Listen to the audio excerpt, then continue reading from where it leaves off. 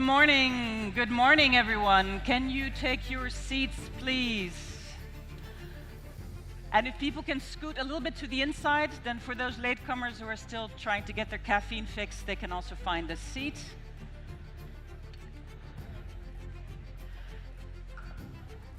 Good morning everyone, and a special warm welcome to all of the candidates. I've been in your seat 3 times, so I know how you feel. A warm welcome to everyone and to the candidate session. This is your chance to get to know, to meet the candidates, and to ask them questions. Let me give you a quick overview of how we're going to do this. Each of the candidates has gotten 3 minutes to present themselves. Some have a video, some will speak, some a combination of the two, and it's my job to be very strict about the 3 minutes. If everybody sticks to the schedule, there will be 25 minutes for you to be asking questions. The way you're going to do that is you're going to go to one of these microphones after our last speaker, and then you'll have a chance to ask a question. If someone has a question for all of the candidates, I'm just going to point to 3 of them, because if we have one question for all of the candidates, there's no way that we can even get through the session. So without further ado, if the last people could please sit down. Be very quiet. We are presenting the candidates in alphabetical order. So we are going to start with you, Yoko. The floor is yours. Thank you very much.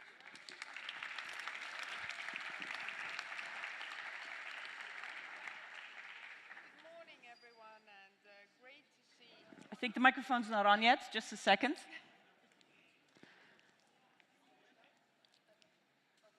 Let's try again.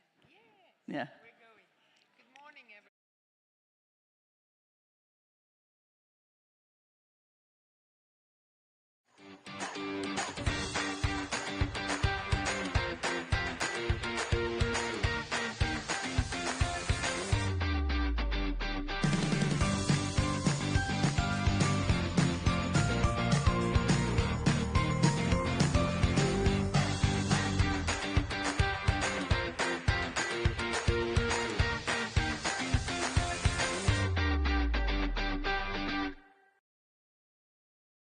Attention.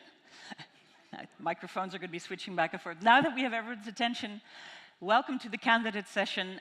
And for those who didn't hear the introduction the first time around, we are here to give a chance for you to meet the candidates, to ask your questions, but first each of them has 3 minutes to present themselves. So without further ado, we go to you. We're doing it in alphabetical order. Yoko, you have the floor. Thank you. Also, the microphone is working now. Brilliant. Good morning, everyone. Really happy to be with you. I'm Yoko ALDE from the Estonian Reform Party, architect by training, about 10 years as an MP in the Estonian Parliament. Mainly, my focus has been on green growth. Now, for 3 months, I've had the honor to be the climate minister in Estonia. Why the ALDE Bureau? I think Europe needs us. Europe needs a stronger, more united liberal voice. My core values are openness, courage and kindness. I think for ALDE it is also time to take a look at our core values. What are the things that really unite us? To get together our MEPs, our MPs, our ministers, our politicians all around Europe. Also our campaigners. How can we help each other? The Reform Party has won most of its elections, and we want you to all do the same. I think Europe really needs that. I've been mainly in contact with ALDE through the Alliance of Her program. Also, as an alumni of the first year, a great program that's now bearing its fruits. Unity comes only through real work with people, face to face. That's what I want to put in also in the Bureau, to really get our people together with stakeholders, talking about our core values, be united. I've always favored policies in front of politics. If you have strong policies, also politics comes easier. That's what I want to also give into the Bureau. So green growth, a more united Europe, and a more united liberal voice. that only comes through actually talking to each other and defining your core values and through values-based leadership. So that's what I want to do, and I hope we can do it together. That's the only way. So I'm hoping for your support and ready to answer all your questions also. Have a great Congress also. Thank you. Thank you.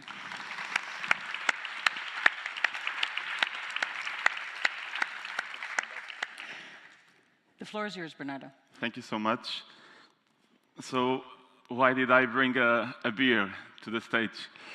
Back in 2018, Initiativa Liberal was just starting. We were like 7 people in a Lisbon garden just offering beer for people to listen to us. And in one of these events, I met a young guy named João.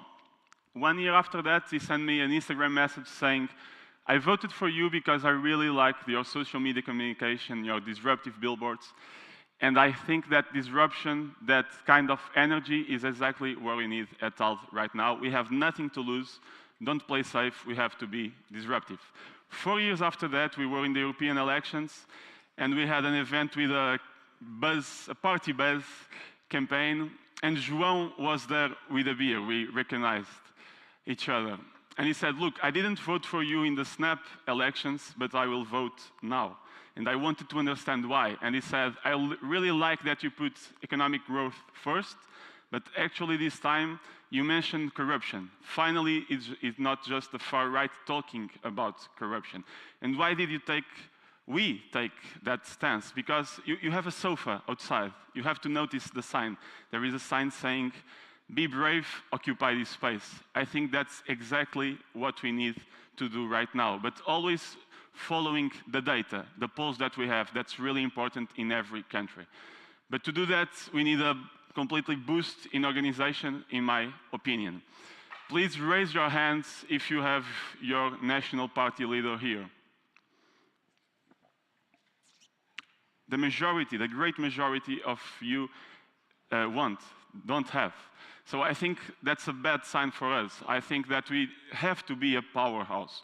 We have to be united, and of course, national parties will only trust us if we deliver real value. If we have regular thematic meetings with our great international officer, with the national brewers, with no small talk, but with really impactful, practical things that we can copy from each other, from Portugal to Ukraine, from Cyprus to Sweden, yeah, we can be a united European Liberal Party, one that stands for economic growth in a sustainable way, that stands for peace and also European defense, and that protects our social liberties. For that, it's not time to stand back, it's time to move forward together. Things can really change. 6 years ago, I was offering beers, now people pay for my beers. I was just a guy in the garden, now I'm vice president, and João is a member of Iniciativa Liberal. So I think this type of energy we have to bring to ALDE, to bring back liberalism to Europe. I really want to work hard for you. Trust on me on this opportunity, and let's boost Europe together. Thank you so much. Time.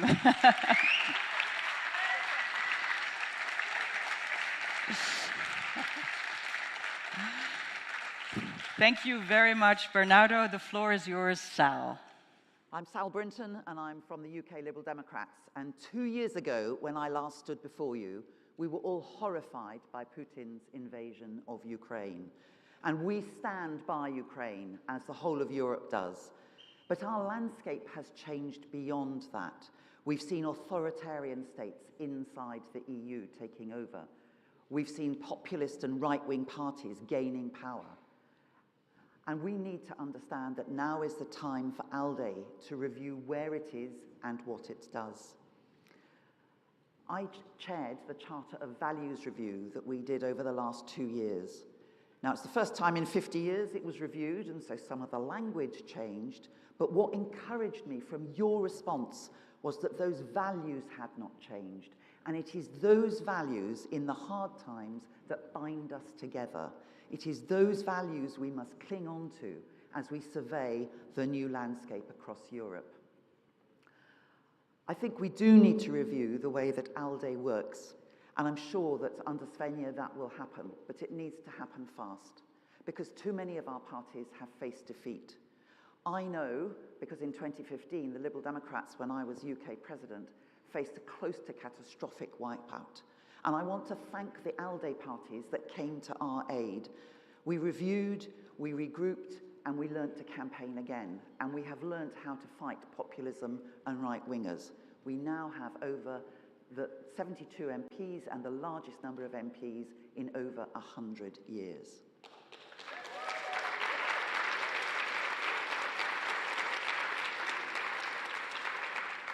Our member parties, whether you're on the social liberal side, where you're worrying about colleagues maybe going into coalition with people on the far right, or colleagues on the economic liberal side facing new boundaries and trying to work out how they're going to work in the future, all of us have to make sure that ALDE looks like the party that we want to represent.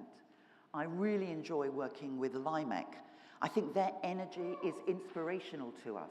If we want to talk about the future, it must be a future with them helping us steer to it. I also want to congratulate the Alliance of Her. We need to do the same with the Rainbow Platform, because unless we are diverse, our party will not learn. And finally, as a disabled politician, I have to say we need more disabled politicians. I look around, I don't see them. We must now start encouraging and supporting them in the same way too. But for me, I'm standing again for ALDE Bureau because I know what I want to do. I want to continue to take any challenge that you throw at the Bureau. I will do whatever part I can play. I'm not afraid of change, and I'm not afraid of hard work. Thank you.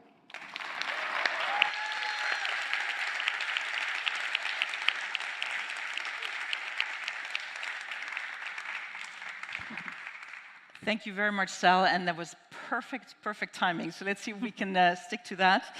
Lucrezia, let's see if you can do that as well. The floor is yours. Thank you so much. Good morning, delegates. Good morning, Liberals.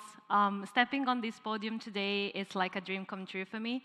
I'm grateful for this opportunity. I'm thankful also to my party that has encouraged me to take the field. We always talk about women empowerment in politics. I'm not so lucky to have such a good example in my group. So some of you know me already, some of you don't. I'm Lucrezia Conti, I'm 30 years old, I'm Italian, and I'm European. I'm prouder than ever to be here, but of course, as an Italian, I'm not proud of the Italian liberal landscape. In the last European elections, we lost the opportunity to be more in Europe. We lost the opportunity to work together with you on our main liberal challenges, and this cannot happen again. My generation, of course, has experienced the peace, has experienced prosperity, has experienced inclusiveness, has experienced opportunities, but we cannot take this for granted. And today, I'm here not only as a candidate for the ALDE party vice presidency, but I'm here to represent those who still believe. Those who still believe in a better future, those who still believe in a politics that is closer to the citizenship, those who still believe in a stronger Europe. And for me, what I know is that we need a stronger European Union and an ALDE that is stronger in Europe. We need to reinforce ALDE, his role, its perspectives, its presence at the national level, and we need to get ALDE closer to people, because for me, ALDE is not only the European party of liberal party. For me, ALDE is something more. For me, ALDE is the main point of reference of our European liberal world. And ALDE can really play a crucial role in these landscapes. We are living in times where we are facing more complex challenges, and of course, different environments lead us to different needs, and consequently to different strategies. But of course, diversity has always been our strength. And we have to adapt this mindset in order to provide concrete actions to these new challenges. And we have to learn from our mistake and take this occasion as a starting point for a new and a fresh perspective. And actually, this is what I'm offering you. This is what I will work for. I'm Lucrezia Conti, I'm 30 years old, and I'm a believer. Thank you. Thank you, Lucrezia.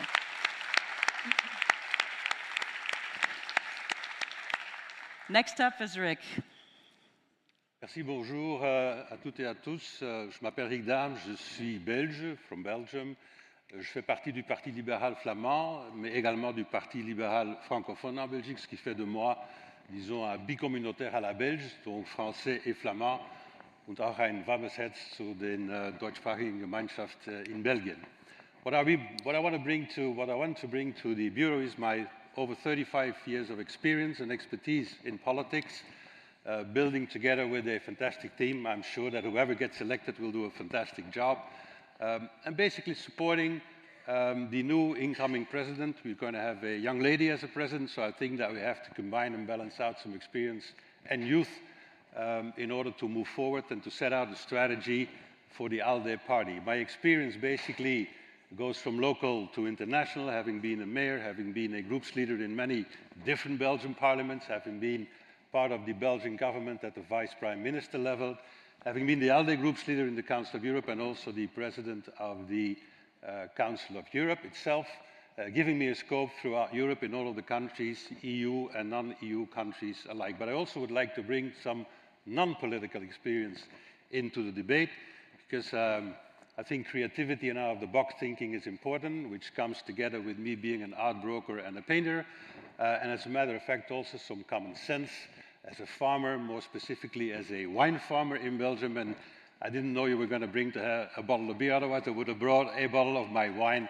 just to show off a little bit too. I think basically what we need to do is set out a new strategy for the ALDE party, because I'm sadly convinced that freedom, fairness, free choice is under pressure today in Europe. And when I was president of the Council for Europe, I saw democracy being attacked, I saw free choice being attacked, and sadly enough, it is the extreme parties who, in the minds and the hearts of many people, specifically young people, they are the carriers of freedom and fairness. We are no longer the only ones on the playing field. I think we should put that back into perspective. We should have a strategy together with a good team, together with a new young president, to fight it off, to both sides, on the one hand, fortify, strengthen our ALDE parties in our member countries, and at the same time, cut down on the extremisms that are a danger to our society and to freedom.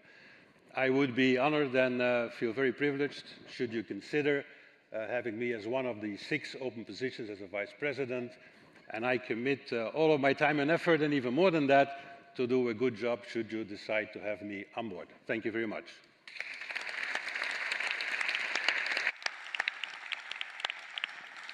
Thank you, Rick. We go to Joar. Thank you so much. I'm Joar Forssell. I'm a member of parliament in Sweden. I'm on the Committee on Foreign Affairs, the foreign policy spokesperson for Liberalerna. I have a long time in the Liberalerna party board, and I've been the president of the Liberal Youth, so I have some experience to bring to the table from political work back home. First of all, I think the most important thing that we have to do right now is make sure that Ukraine wins the war and Russia loses the war. And those things are equally important. In Sweden, I was the first political figure in Sweden to demand that Ukraine should get heavier weapons and get even more heavier weapons and get even more heavier weapons. And I think that's the role for liberals, to make sure to safeguard freedom around Europe and around the world. And that's the main task for all liberals. But in order to do that, and in order to tackle growing populism, we need to grow and be a strong, united liberal family. We're a big tent, right? Look around you. We're a big tent of different kinds of liberals. But still, we're not attractive enough for all liberals to want to join us. ALDE should be the place that all liberals want to be in, and we're not, and that's a problem. I think we have to grow, we have to be even stronger, even more united, making sure that we do that and still being true to our core values. That's one of the reasons why we need the transparent, equal mechanism for scrutiny. So it's not only about who you're doing politics with, it's also about what policy you do, because policy always carries, it's always an expression of the values. That's why you have to scrutinize that as well. Lastly, and this is a very important point, we have to win elections. It's not enough that we grow as a family. Our parties need to grow in every nation, in every election that we have. Why? Because we need also to win power in order to make liberal change for real. We need to have political power to make sure that we can safeguard freedom. That's why we have to learn from each other, not only how to build political leaders for the future, not only how to win election, but also how to win negotiations with other parties, so that we can make sure that we have a more freedom in the future. Lastly, you know, we heard about some beer here, we heard about some wine growing. I'm a home brewer. I grow my own hops. I'm also a competitive beer judge, right? So if you want that, you can vote for me. And if you want more safeguarding of freedom, core values, and some good experience from political work, please vote for me. Thank you all. Thank you, Joar. Going to hand it over to Yevgenia. There is a video. It's my pleasure that we have nominated Yevgenia Kravchuk for the candidacy of the Vice President of the ALDE party. I really encourage all of us to support her candidacy, to bring the spirit of values and democracy, to bring the spirit of transformations, and to bring the spirit of peace.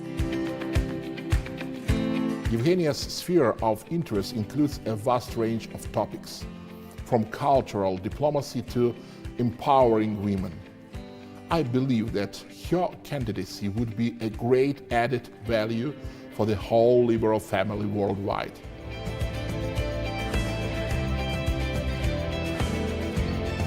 We have all one voice, our big party. Everybody supports, 100% out of all the members support Yevgenia to promote her as a candidate.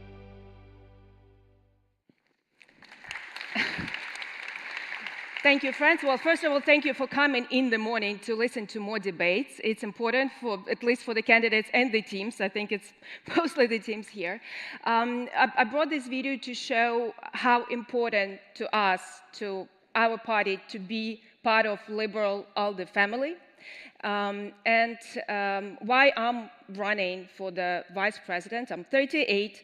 My previous background lies in communication. I've been a member of parliament for 5 years. I've been active in diplomacy, a member of Parliamentary Assembly of Council of Europe.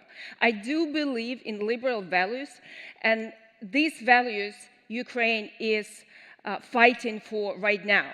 To have appreciation for human rights, to have a freedom of choice, and that's what we did when we chose to be part of European Union, and to be a free state, and to take our own decisions. So thank you again for supporting Ukraine, and really not just saying words, but doing things for Ukraine to win. And for us, it's important to be in Portugal. You know why? Because we say from Lisbon to Luhansk. Luhansk, it's a new Europe, that will be stronger Europe. Luhansk is still occupied, but I do believe that at one point we'll be able to bring you for all the Congress to Luhansk or to Crimea or to any other beautiful Ukrainian cities and welcome you. Thank you so much.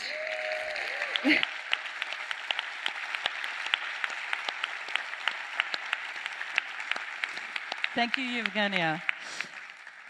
Uni, the floor is yours, and I think a video is going to start in as your 3 minutes start. My name is Jouni Ovaska, and I'm running ALDE Vice President, and this is my action plan. I want to connect people. Liberal values, human rights, rule of law, they are all threatened by the extreme thinking. We need stronger ALDE to fight for liberal values. I want to connect Europe. I want to connect ideas. Europe needs to unlock its innovation potential, and we need ALDE to do that. As Vice President, I want to build stronger ALDE that connects liberals and centrists in Europe. The more connected we are, the more powerful we are.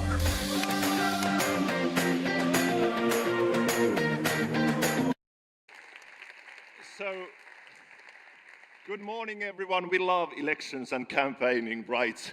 I know what it is because I have served as a Secretary General for our Prime Minister party, Centre Party in Finland, and I know how to do campaigns and take care of party organization and also take care of the party finance. And I'm so happy to see so many wonderful candidates here because that's the sign of a thriving party. But unfortunately, not only the candidates, they are not enough. We have to be in the hearts and minds of the ordinary people. People who pay taxes, go to work, take care of their families. Ordinary people in their ordinary communities. I think liberalism, that's something we all trust, the values we all share. But liberalism, that must be philosophy for hardworking people, farmers and entrepreneurs. That's why we are here, and that's why I'm a candidate for vice president, because I want to connect people, I want to connect ideas, I want to connect Europe, and most of all, I want to connect ALDE, because we need to be stronger. We need to be stronger at the national level, and we need to be stronger at the European level, especially when we are heading to 2029. So I'm ready to serve this party. We all know politicians, we love to have speeches, but most of all, I want to get my hands dirty and start working for ALDE. Thank you.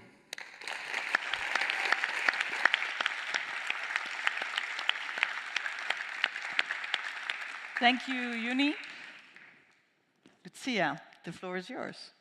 And I believe My you have name a is video Lucia as well. Plavakova from Progressive Slovakia. As a politician, I fight for European values and democracy based on rule of law and equality for all people. I'm a lawyer and human rights activist, and for years I have provided legal help to LGBTI people. Together with other queer parents, I have co-founded an NGO that focuses on rainbow families. After Russia attacked Ukraine, I have also provided pro bono legal advice to people fleeing Ukraine. In Slovak Parliament, I chair the Human Rights Committee, and as the first openly queer woman in our parliament, I have to face prejudice, homophobic and vulgar attacks. Just last week, I was expelled from our parliament because I had rainbow stickers on my notebook. I believe that our common goal is to fight against far-right tendencies and threats to European democracy, and only together we can win. That's why I want to fight for our liberal values, not only in my country, but also in Europe. I will actively stand up for the rule of law, equality, and fight for the better future for all.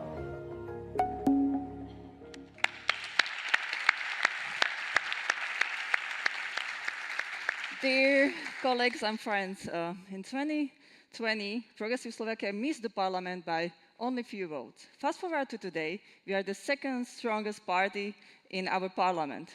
We also won the European election. We grew from a small outsider party to a strong opposition leader, consistently polling around 20%. However, these past 4 years have not been easy, as many of you can imagine from your own experience. But we never gave up on our goals, and most importantly, we never gave up on our values. And these values I wish to represent in our leadership. Equality, we must embrace diversity and ensure representation of all minorities and vulnerable groups. I would be very happy to work on it with Rainbow Platform and Alliance of Her. Transparency, respect and dialogue. These are essential tools for progress, growth and even economic success. Solidarity, by supporting our small parties and allies, we all grow stronger together. These are the values I hold dear, both professionally as politician and lawyer, and personally as a mother. As we face the rise of far-right parties and threats to democracy, it can be really challenging, it can be scary and frustrating, but this is exactly why we must be fighting for what we believe in, our liberal values, which have been the foundation of Europe's strength in past, present and future. Dear colleagues and friends, with my experience as former Secretary General of our party during challenging times, with the values I believe we all share, and with the vision of better ALDE and stronger Europe, I ask for your support and for your vote today. Thank you very much. Thank you, Lucia. We go to Kira. Hello, everyone. I'm Kira Rudik, member of Ukrainian parliament and leader of the political party Voice. I'm standing to be re-elected as ALDE vice president. Behind me on the screen, you see the report of the work that I have been doing for 2 years, which includes more than 70 missions in 32 countries. I have been working and want to continue working on 3 main directions. The first one is strengthening the security of the whole Europe, because on that depends if we will survive physically, me and my fellow countrymen, and when Ukraine will win the war. The second point is the supporting of EU expanding, because I truly believe that ALDE is not a party of EU. It's a party of the whole Europe, and Ukraine is a part of Europe. And the third thing is promoting female leadership. I have been working as an ambassador from Bureau to Alliance of Her, and I have fallen in love with the team, with the program, with the alumni, and I enjoyed it so much that the major achievement that I feel for these 2 years is that this year we have launched Alliance of Her Ukraine, and already first 20 women have received their certificates, have passed the program, and become members of the wide Alliance of Her alumni, bringing the value to liberal parties of ALDE. And then on the personal note. So when the full-scale invasion started, on the first days, there was a call from ALDE parties to me. And I believe many of you have been on this call. I remember how you were telling me that no matter how scared and devastated I am, you will give me your support and that I will never be alone. I would like to thank you for that from the bottom of my heart, because you kept your promise. I would like to thank you for holding my hand every time I visited your country, for sending the humanitarian aid, for calling us when the attacks on Kiev were the most dramatic, for doing the right thing in your parliaments and governments, but also to pushing the others to do the right thing. And I truly remember that. When I was elected 2 years ago, Andrew Burgess from the Secretariat had made a flag for me that was helping me to promote not one, but 2 important messages. One message is that Ukraine will win the war. But the second message is that ALDE stands with Ukraine and liberals stand with Ukraine. Thank you for that.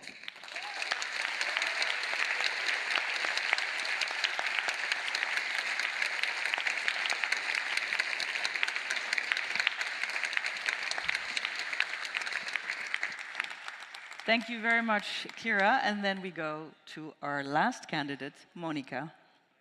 I'm Monica Zajkova, candidate for ALDE Party Vice President. I'm lending my hand to all of you so we can work together for brighter and liberal Europe as an alliance of us all.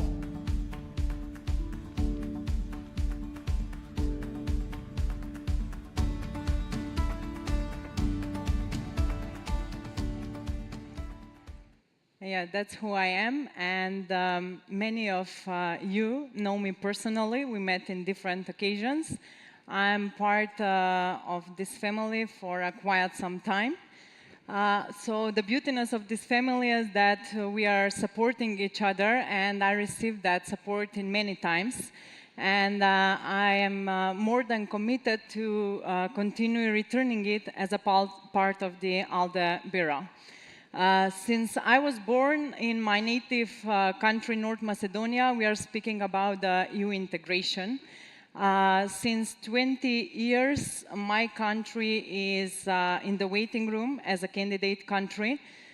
So I don't want us to speak and to wait, because I believe in Europe that acts now. So in me, as ALDE Vice President, you will have a team worker. So just like in the video, Svenja, other candidates here on the stage and audience, I'm offering my hand to all of you so we can work together and be each other support. Also, I want to mention that I'm not afraid of risks when it's coming up to supporting the liberal European family. That's why you saw me in the ALDE mission in Kiev in 2022. I also believe that we should complete the EU integration process, reform internally and with the aspirant countries, because if we do not do that, Russia and China will for sure. I want to our Europe home to grow based on brain gain and to end up with the brain drain. So I want all of us to be more innovative, creative, as of young people, as our women, as our ethnicity, religious, rainbow minorities. I want us to be brave liberals, to take on the populists, and by being close to the people. I'm not asking for your vote because of my age or my gender. I'm not running as a candidate of EU or non-EU country. I'm asking for your vote and support because in me you see an asset in your campaign, in our debates.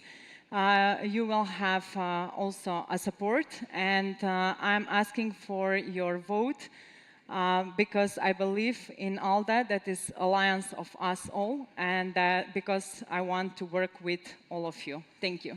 Thank you very much, Monica. And now the floor is yours. Please note that questions can only be asked by voting delegates. If you have a question, please go to one of the microphones here in the front. And if you have a question for all of the candidates, then I'm just going to point to a couple of them, because otherwise we can't do that. And while everybody wakes up and thinks about their questions, I will go ahead and ask the first question, which I think we can go along the line. If you could recommend one book that you've recently read as a must-read, which one would it be?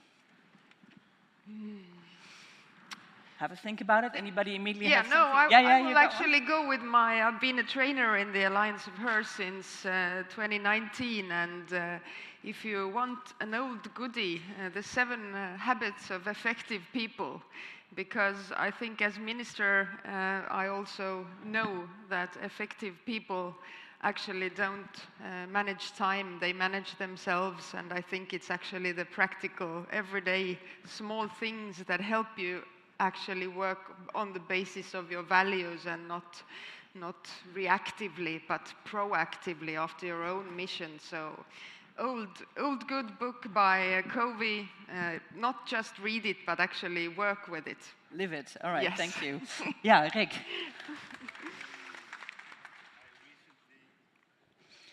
No. Can we have Rick's microphone on, please?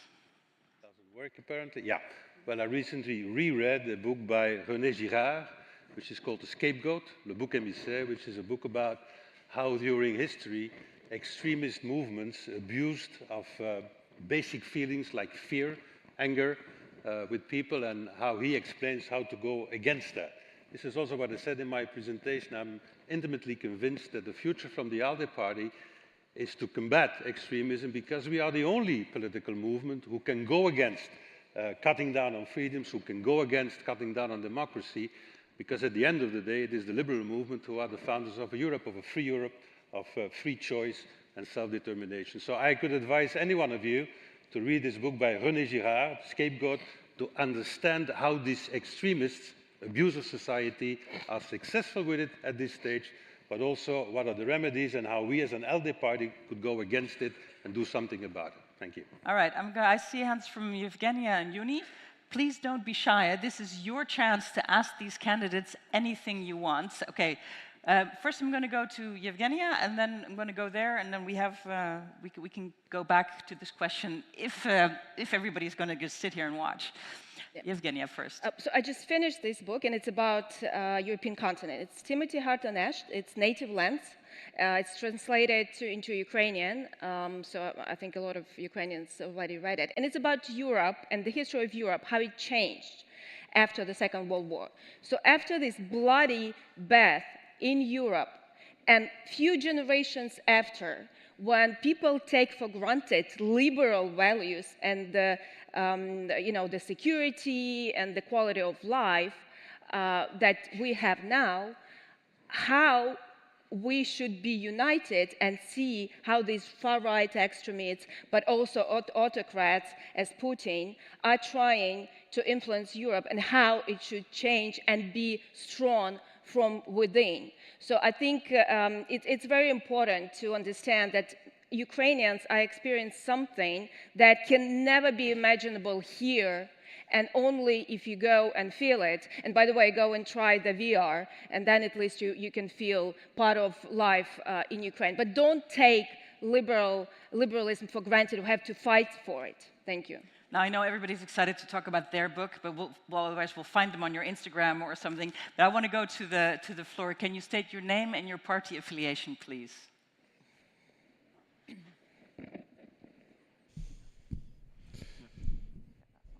I think it's working. Okay, so my name is Ivica Puljak. I'm the president of the party Center and the mayor of the city of Split in Croatia. And I'm also a physicist and a scientist, so my question will be a little bit particular. But first, don't get me wrong, I'm not catastrophic at all. I think that we live in the best period of the human history, and it will be even better. But I think that we are facing the biggest challenge in the history of humankind, which is our life with the technology. And I'm just asking, what is your opinion about this technology, like artificial intelligence, quantum computing, synthetic biology? Because I think that I think it's all fine to defend our values, but I think that the future of humanity and the euro will depend on our answers to these kind of questions. Now that is a huge question.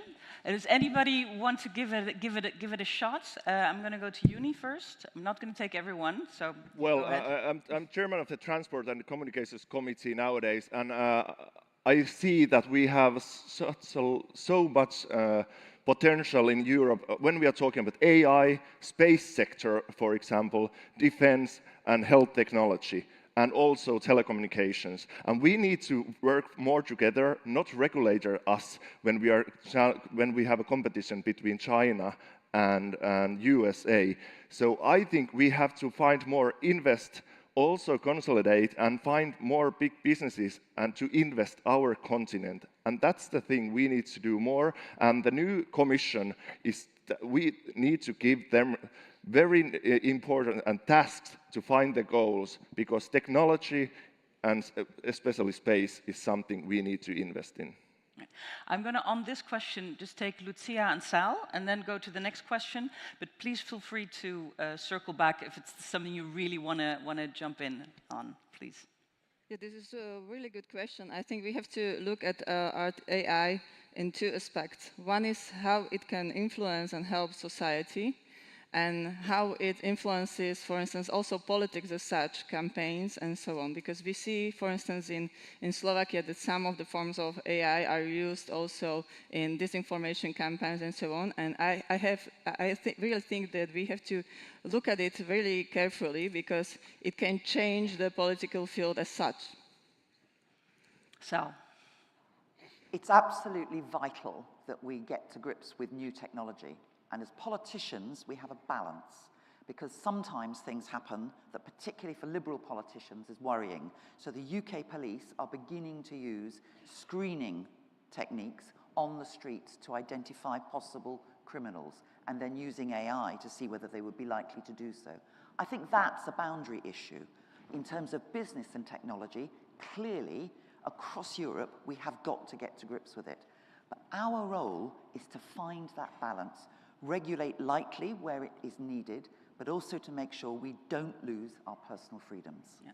I know a lot of people really want to jump in on this question because it's a wonderful question, but I do want to give a chance to go to the floor. What I suggest is that as we wrap up, we're going to have one final walkthrough for every candidate, and then you can decide whether you take one of the questions or repeat something that you want to commit to, but I think otherwise we're not going to have enough time for the floor. Please. Thank you. Malte Ruberg, Social Liberal Party of Denmark. First, I want to thank you all for coming here today and wanting to contribute to Liberal Europe. So my question is, what would you change in ALDE Party? Is there anything that you would do differently from how we do things today? Thank you. Wonderful. You want to start, Kira? Yes. Thank you so much for your question. I think over the last couple of years, what we have seen is that ALDE bears the enormous amount of information and experience, and we need to find a better, more effective way of sharing this experience about how to conduct elections, about how to grow female leadership alliance of her program, about how to expand your party and how to go through the toughest times and through the good times. So moving forward, I think we need to do a better job in sharing all this unique information that we have inside ourselves and ready to bring to the benefit of all the others. Bernardo. Thank you so much. 3 clear priorities for me. First one, we need a boost in communication. We have to adapt to the new social media formats that are trending right now. Second, in terms of strategy, we have to use data. What I heard from the calls that I have is that we are not using data in the majority of our countries. We have to use. And also about strategy, I don't think that we are winning by being absent.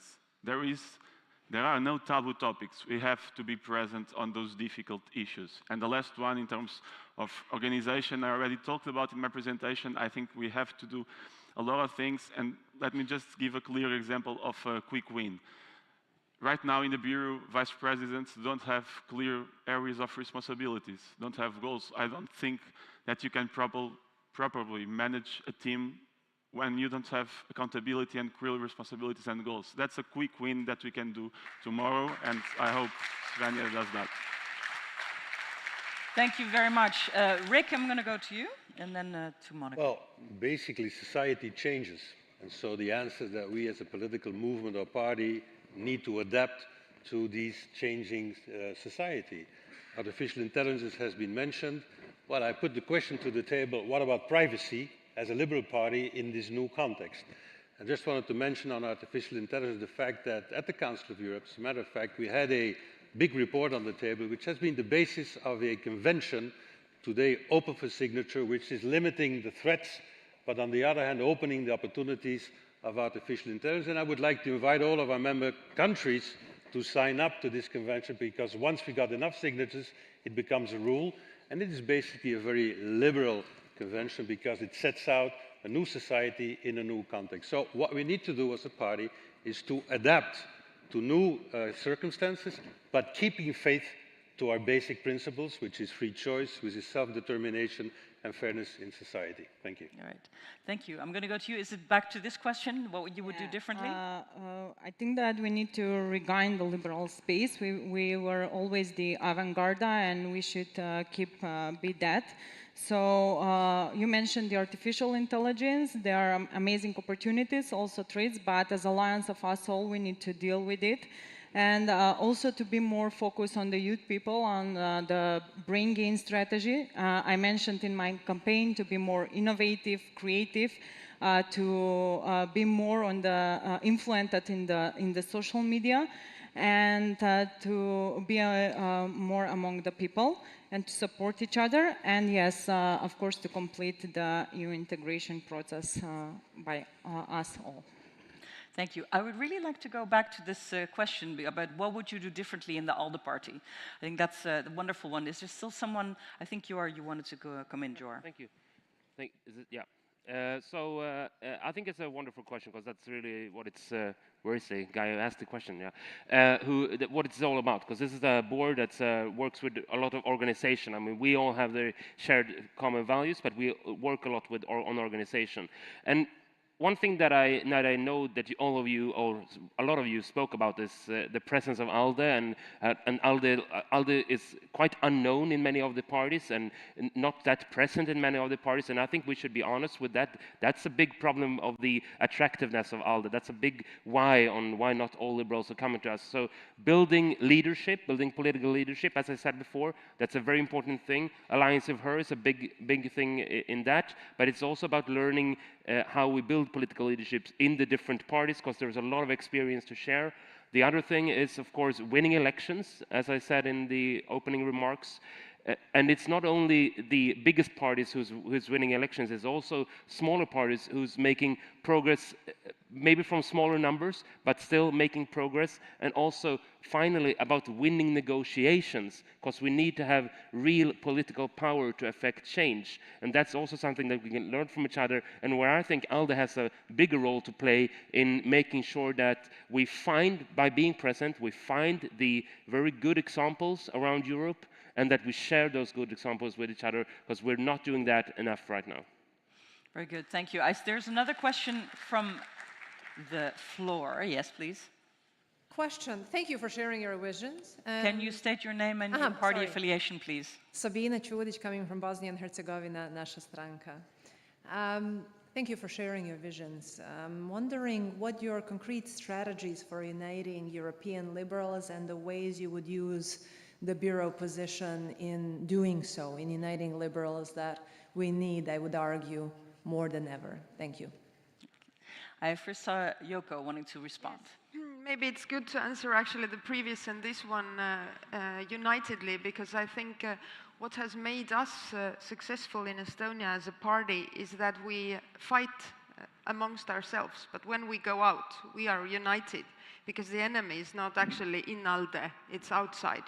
So that's what I think we should change to start with, and that's why it is so important to work more with the policies. For example, the AI question, I think definitely Europe should take lead on policies that actually lead to innovation, that lead to more resource efficiency. And also the new Commission has decided to invest a lot in this quantum computing, also the AI. And I think in Estonia we are discussing now the new minerals, the rare earth metals. We have finds of this. We need to work on this strategic autonomy. And all of these policies we need to first debate amongst ourselves, but when we go out united, because otherwise our voice will not be heard if we are fighting actually out there. So we need to establish this common ground and have a restart based on that. Thank you. Thank you very much. I'm afraid we're to our last 5 minutes, so I'm not going to be taking any more questions from the floor, but I see a lot of people wanting to jump in. If we take you all, then we're going to go over the time. So I'm just going to pick on a couple of people who have been heard less, and we'll start with Lucrezia, because you haven't been in this round yet. Yes, I really would. It's working? Okay. It'll turn on. Yeah, yes. I really would like to answer to the previous and the last question, because what I think is that we have a problem of visibility. I'm coming from a country where if you go to the streets asking, what do you think ALDE is, they are just saying, I don't know if it exists. So, of course, how can we be credible without being visible? That's my question. So the work that I would love to do is to make people know what ALDE is, because sometimes it seems that Brussels is so far from our member country states. And that's a problem. That's a problem also because we need to involve more young people, young generation that is super disaffected by politics. They don't believe anymore in politics. They are not getting through in politics. There's a really small group of young people fighting every day and cooperating again. And that leads me also to the second question. The thing that is super crucial in this is that to be more visible, we need to cooperate more. We just not need consultation among us. Cooperation means that we are taking actions together, that we will be pragmatic. And also coming to the book I would suggest, I would say The Prince from Machiavelli, but not for the historical period and how he approaches, but it's just a matter of being in the reality and find the proper strategies to succeed. Thank you very much. Thank you. Okay, we are really going into the very last minutes. I'm going to take Juni and Monica, but please, these people are around all day. The voting will start this afternoon already, but grab them. They're your candidates. Ask them any question that you want. They're available, and the voting doesn't close till 6 p.m. tonight. So you have every opportunity to still ask all those questions that you want to. Yeah, so we are not a platform. We are not a movement.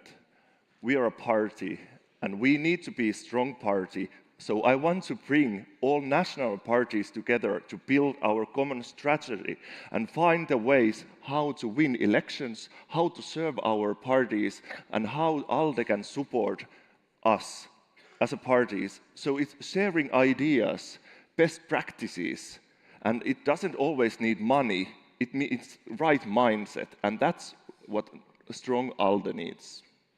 Right. Then I'm going to give the last word for this session. Thank you. Yeah, according to Sabina's question, I think that we need to be more visible, to have more European campaigns to show to the public, in front of the public, that we are united liberal force to support our national parties. That's how we will be European winners.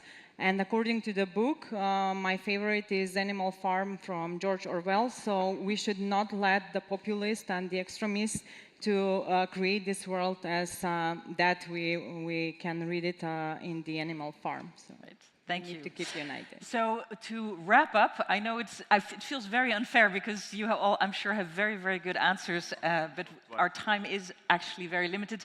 Can I ask for a very warm round of applause for all of our candidates?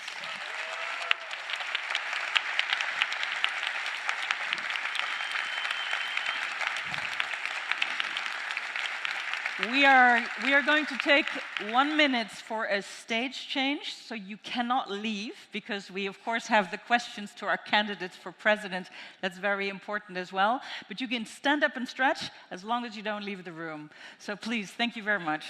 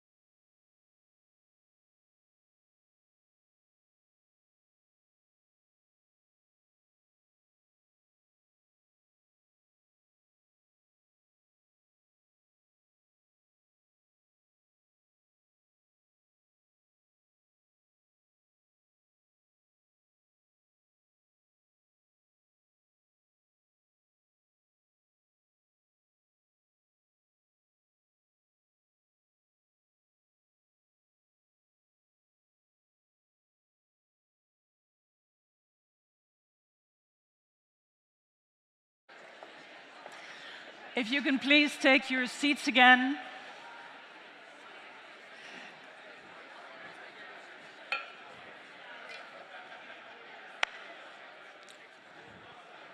If everybody can take their seats again.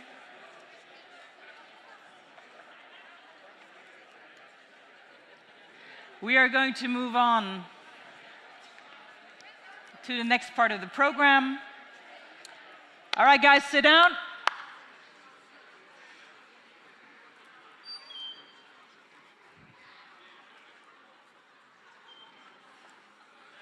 Now, some of you may think it's not exciting because there's not a multitude of candidates, but trust me, it's still exciting because this is one of the most important jobs, especially in the current political landscape.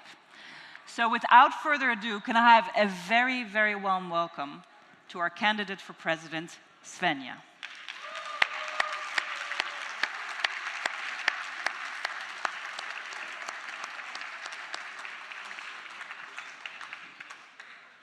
Thank you very much, Louise. And good morning, dear delegates, dear friends. It is an honor to stand on this stage today and to offer you my candidacy to become the next ALDE party president.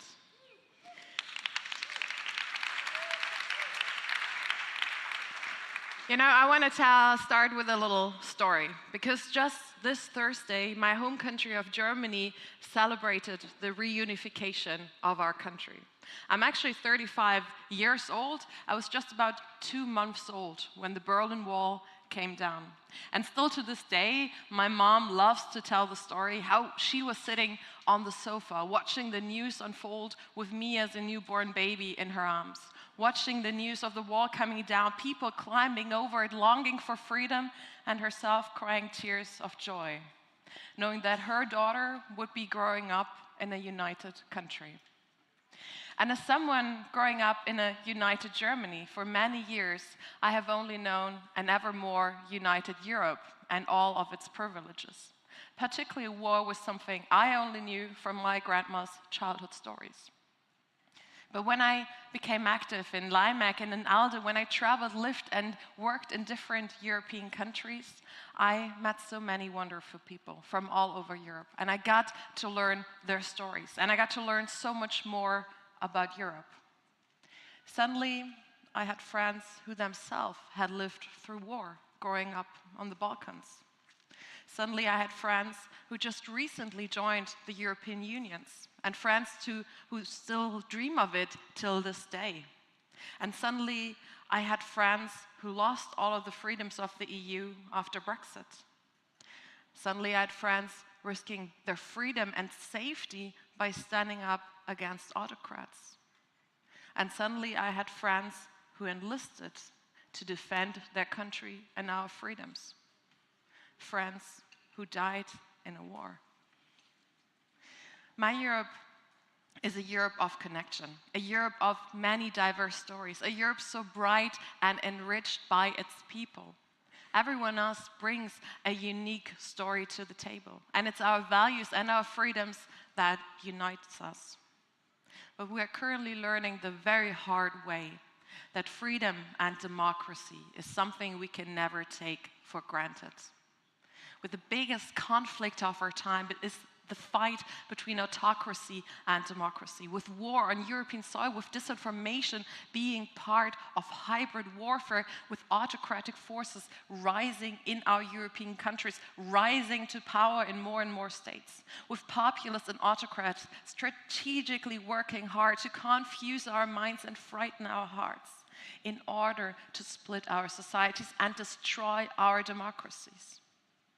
And when we see impunity for corruption, when we see leaders like Viktor Orban spitting on European values but loving our European money, and when we see the news being filled with stories about jobs being lost and factories being closed, when people are worried, how can they pay their bills? Will they have a job next month? And when parents are questioning if their children are going to be able to have a better life than they had. When we see people wonder about that, then we know the promise of generational fairness is broken. The promise of a better future in Europe is broken.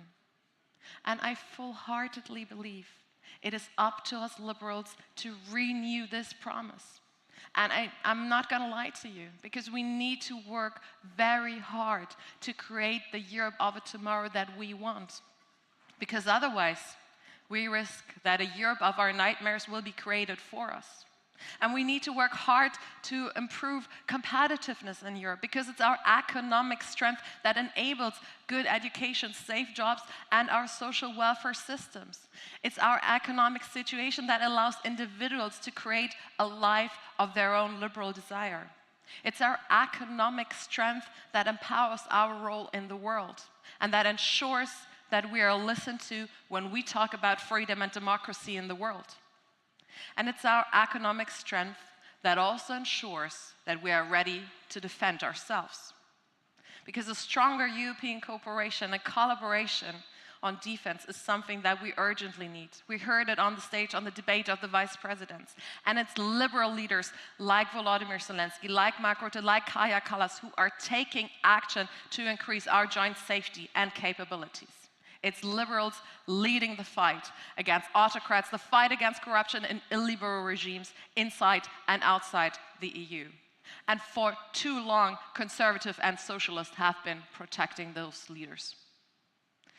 And in times of extremism, in times with wildfires of crisis, it is not easy. You know, we're rational, well-nuanced, and detail-focused liberals. But we feel and we know that liberalism certainly is the answer to the multiple crises of our times. But we can only make a difference if we too reach people's hearts and minds. But in many countries, we see liberals being edged between extremist populist forces. But we also do see liberals winning. We see liberals winning where we are a positive force. We see liberals entering governments and shaping people's lives for the better, where we liberals are an authentic force for progress and reform. And I want us to focus our activities as ALDE Party by strengthening the liberal forces in the European Parliament to ensure that new legislation carries our stamp. But we also need to increase our impact by centering our activities around the needs of our member parties. And for that, we need to continue modernizing and restructuring our ALDE Party. We need to sharpen our profile. We need to ensure that we offer the best services and a modern platform for exchange and growth to all of our member parties. And we need to ensure that ALDE Party delivers for all of them, so that together we have the power to shape a better Europe. And let me tell you, I am so ready to take on the work, to modernize and restructure our party, because I want liberals to win in national elections. I want liberals to take over responsibility. I want liberals to take leadership in governments. And I want us all to come back stronger in the European elections in 2029 with MEPs from our sister parties from new member countries and with MEPs from a free and rebuilt Ukraine. Because,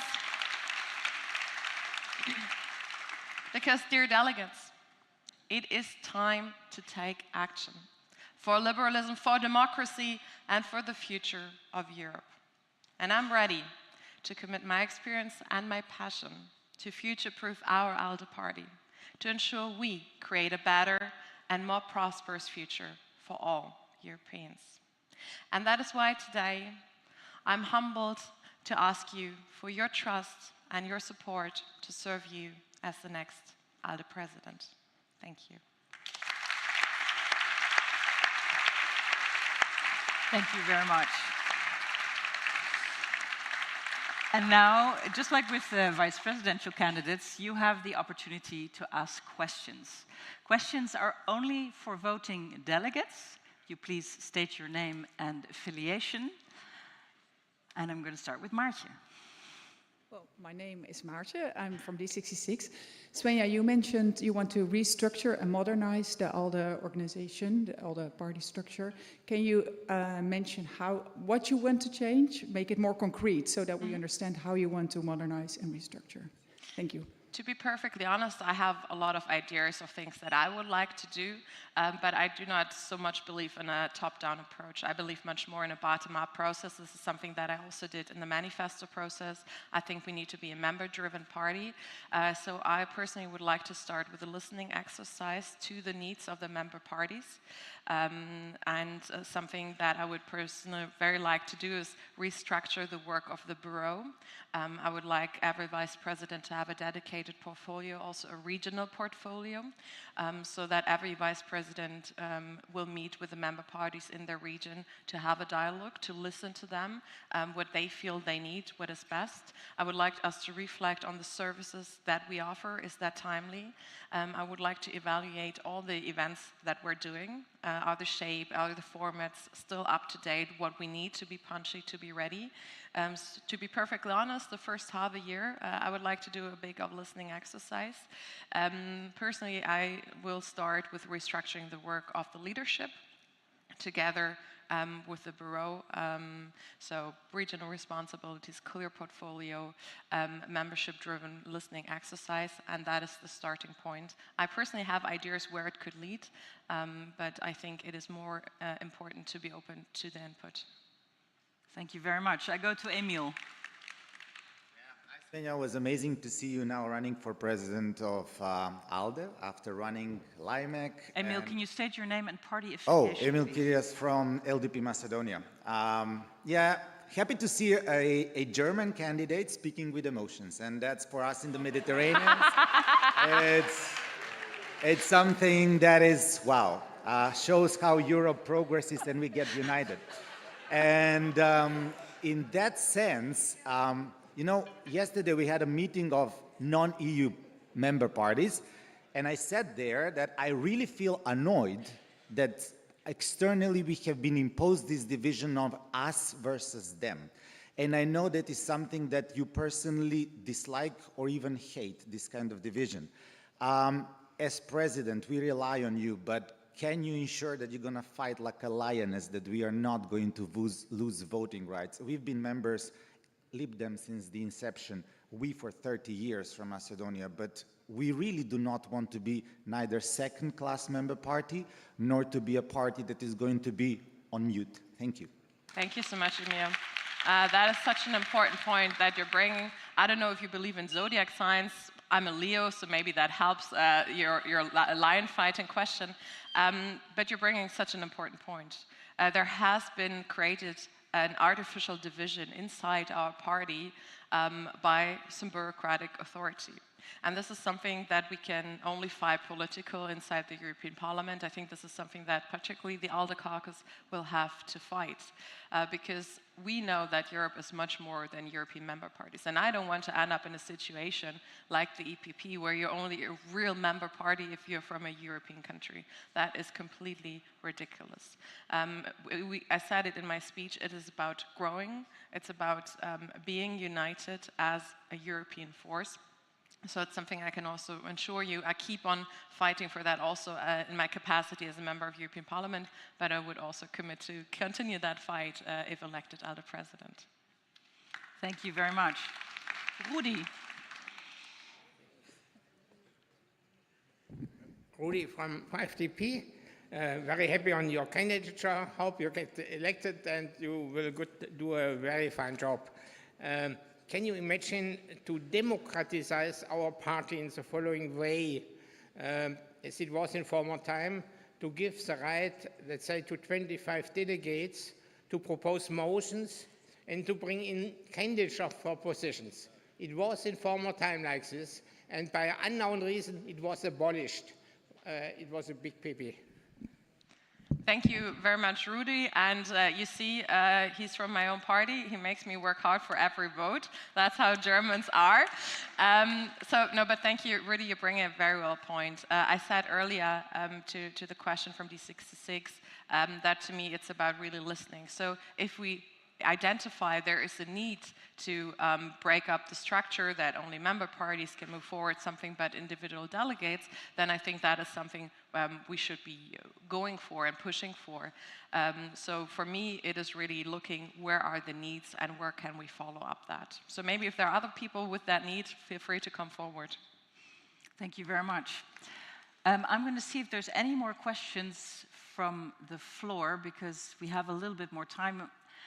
While people think of their last question, I'm going to pose one of my own, which is the one I posed to the vice presidents. Is there a book you read recently that you would recommend? And it doesn't have to be some intellectual Timothy Garton Ash kind of thing. You can also just have a lovely novel that you dove into over the summer.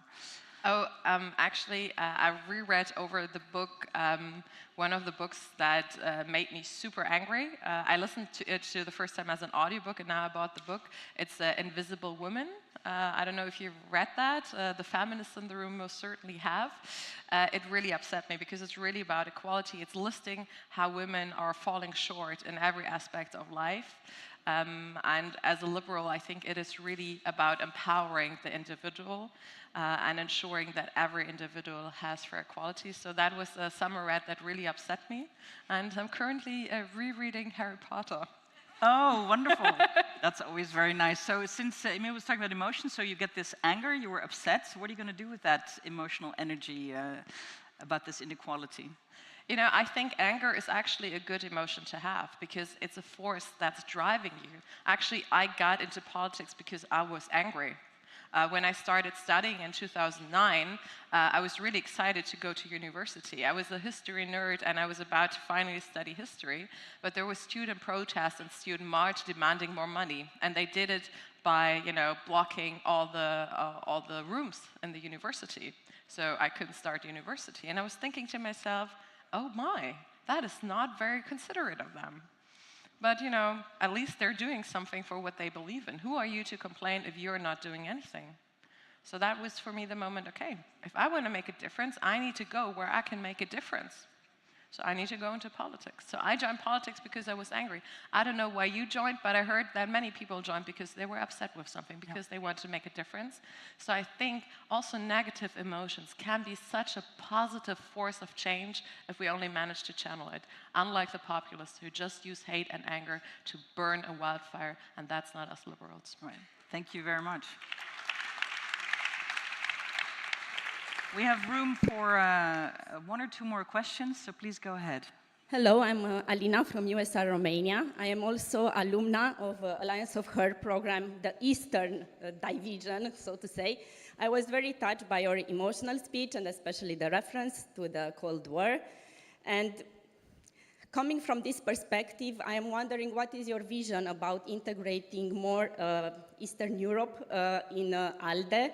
Because I do feel that in the Renew group in the European Parliament, this division has been a bit better bridged than in ALDE. We still have this very artificial division between East and West. And Alliance of Her is a good example because we have these two promotions, which I think is really a bit, it's a bit strong word, but I think it's ridiculous. And it really pushes us from the East a bit outside, even Romania, which is a member of the European Union. So I think it would be important for us as voting delegates know what is your vision on this, on uniting more East and West, and finally bringing down completely the Berlin Wall. Thank you. Thank you so much. And I hope you all know me well enough that you know that for me there's only one Europe. But as an alumni of the Alliance of Her, myself twice actually, I think this is one of the best programs that ALDE together with their partners has developed. And I know that this division is not as an artificial division between East or West or North or South. It is more as a pragmatic approach to serve the need of the member parties and to serve the demand that we have and to ensure that we're able to train more with financial resources. But I can understand that it's felt that way. But there's also a program open to everyone from all areas of Europe. So the Eastern Academy is more to cater to the huge demand that we have. And I think it's a great program that we always need to work on bettering, on expanding, on making it accessible to even more candidates to join that. Thank you so much. Thank you very much. With that, I'm going to close the queue because we have 3 more questions. I'm first going to go to the Lib Dems. Good morning, Adrian Haralainen, Liberal Democrats.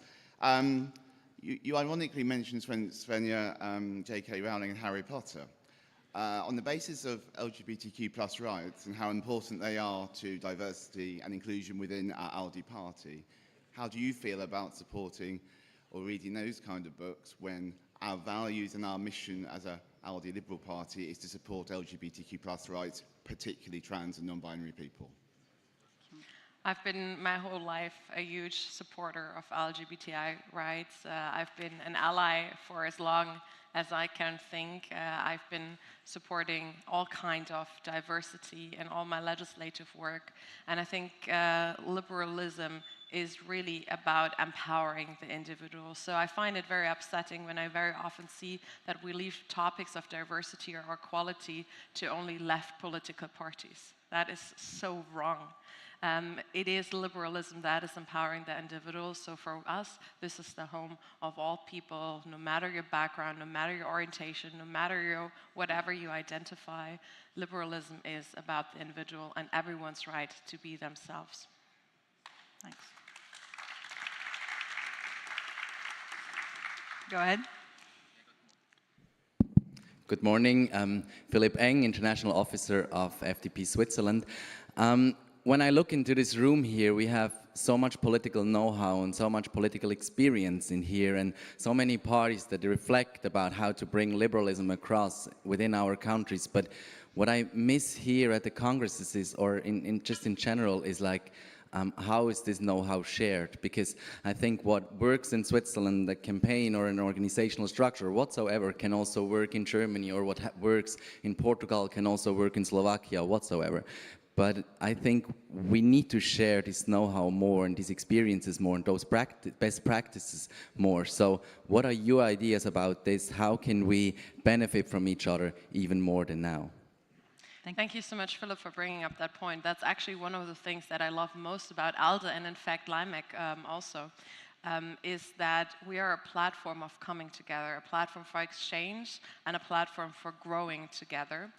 In fact, later there's a session about data, for example, so that could be something, but I fully get your point, and I think this is something we can even emphasize more. And we have a lot of different seminars, for example, for communication officer, for secretary generals of coming together. But I love your point of having that even more stronger on a Congress. So I take that already as a first feedback round, because I think this is something where we can all benefit from, you know, taking each other's campaign ideas, learning from where we can do. And I think what we see already now is we always tend to think that we are so unique, that our countries are so unique, our situation is so unique. But if we look into the different countries, we see a lot of similarities. We see a lot of similar political debates. And we see liberal parties reacting this way or the other. And I think there's so much we can learn from each other. So this is one of the points that I really particularly like to strengthen in the future. So thank you for your feedback. Thank you. To the gentleman behind, I had closed the queue. I'm really sorry. I'm sure that Svenja is available to you in the coffee break for questions. So the last question. I'm a tea drinker, but I'm happy to have a tea with you. There we go. So the last question is for you, so we can make sure we go to the opening session on time. Okay, maybe a short and sweet question for the last question. Marijana Pulja from Center Party, Croatia. I wanted to ask you, are you happy with the position of ALDE party within the Renew group? Sometimes we feel, you know, we are partners within that group, but do we need more voice from the ALDE party there and more strong power? Because counting of number of our delegates and candidates there, you know, how is the comparison there? So are you happy with the position of ALDE within Renew, and what can we do more? Thanks. Thank you, Marijana, for bringing this very important point, because in the last years there's always been a bit of a debate with the different forces, the different political parties, the non-aligned forces in the group, and how do we work together. And that was, in my opinion, a bit of a luxury debate in the last years. In the last mandate in the European Parliament, our group, Renew Europe, was the so-called kingmakers. We're the third largest group. But now we're in a situation where we're only the fifth largest group. And there are two more right-wing and even right-wing extremist forces ahead of us in the vote count. So I don't think this is a debate we can afford. I think we all need to work together as part of the group to strengthen our liberal voice, to strengthen our impact. We need to come together to find solutions, because this is also what citizens expect from us. They don't care about internal debates or what party you are aligned. Citizens care that we deliver for them. Citizens care that we bring results for them, and that is what liberals should be doing, in my opinion. So for me, it's not about which group, which party are you. For me, it's about our group and that we need to work together. And obviously, I want liberals to be the driving force. Thank you. And with that, we've come to the end of our question and answer session with our candidates. Svenja, good luck in the votes, and thank you for taking the time here, and we'll see you later. Thank you for the moderation, and thank you, everyone.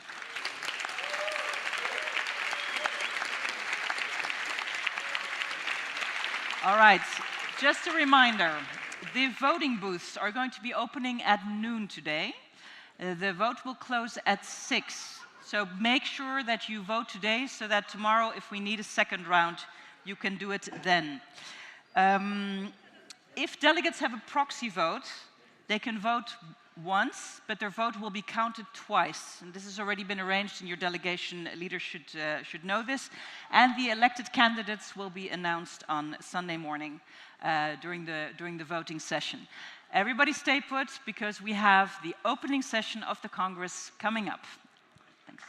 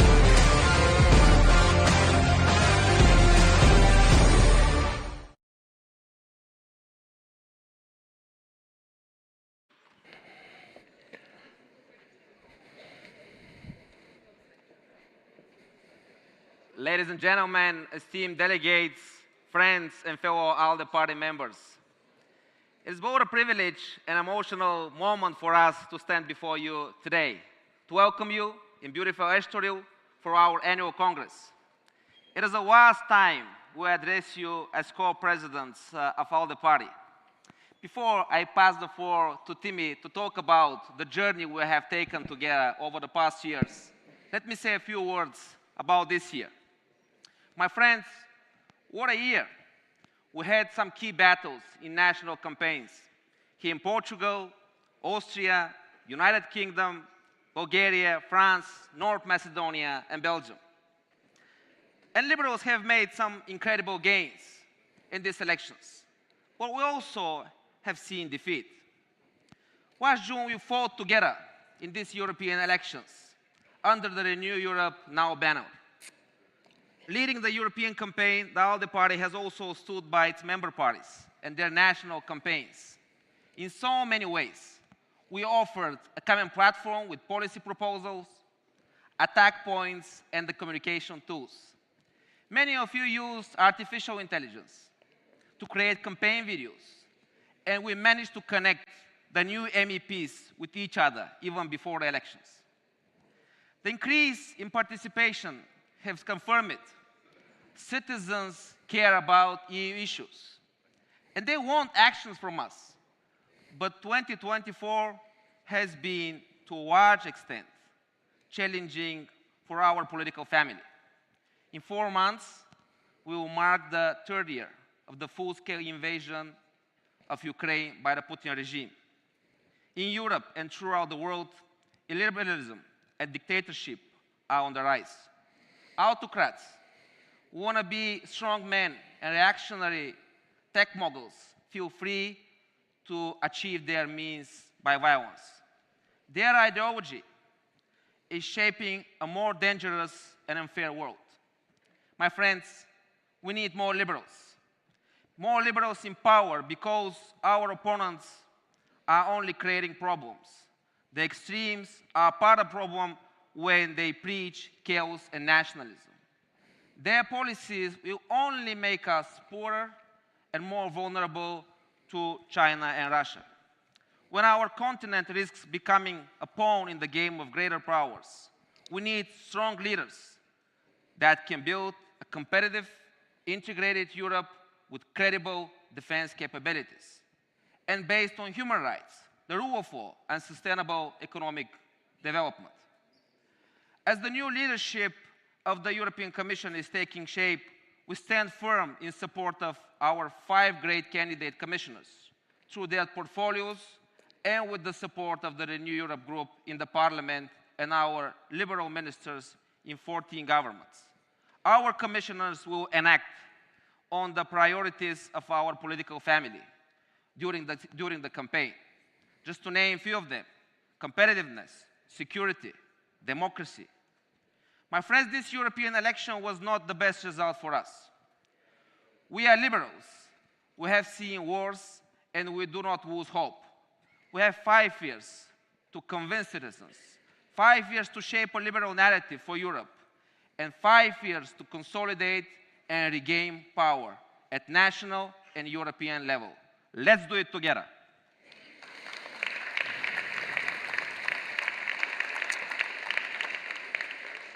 Thanks very much, delegates. I'm very pleased to be with you.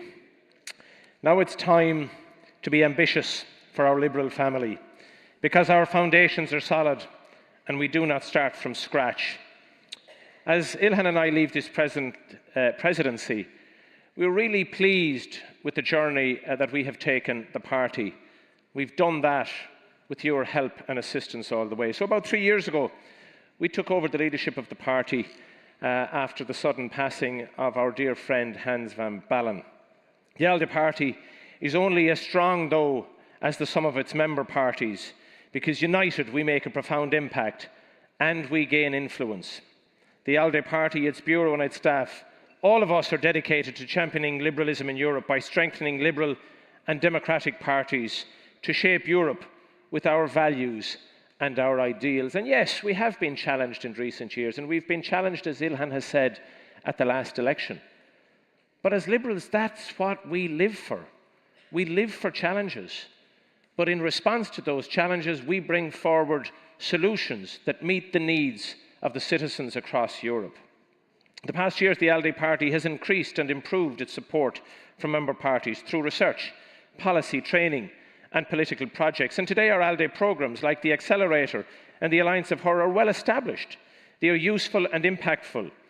They have made a difference for several hundred people in our member parties by training and raising up female politicians and party staff. And I see that not just in my own party in Ireland, but as I travel and had the pleasure to travel through Europe in the last 3 years, I've seen the extent to which the programmes that we developed have been to the benefit. And I think that's a foundation which the next presidency can and will build on. And in the past 2 years, we've worked hard to successfully deliver on a European election manifesto, a manifesto that we are proud of taking back home to the use of our base in the European campaign and to guide our work in the next mandate. The process has been open and inclusive to all member parties, citizens, the youth, NGOs and businesses. Our Vice President, Svenja Hahn, soon I hope to be our President, has done a great job in chairing this manifesto drafting committee, representing all corners of Europe, both EU and non-EU. And my God, have we had a battle with the regime to ensure that the non-EU members remain a strong part and focus of our party and of the European Union.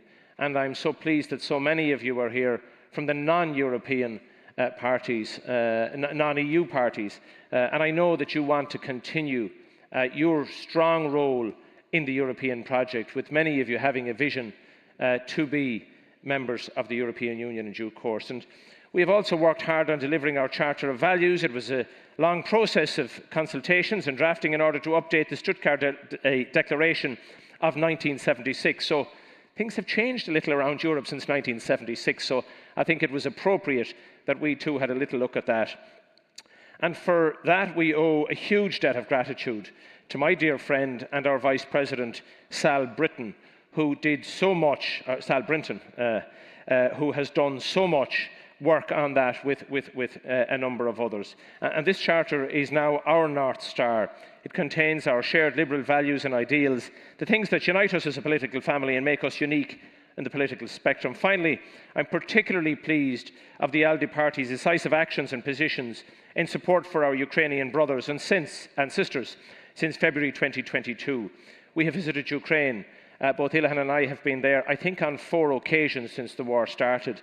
Together with MEP Billy Kelleher, we were in Ukraine about 10 days after the war started, and we have kept up that campaign on behalf of the ALDE party, and I know many other member parties have travelled to Kyiv to show our support for our Ukrainian brothers and sisters.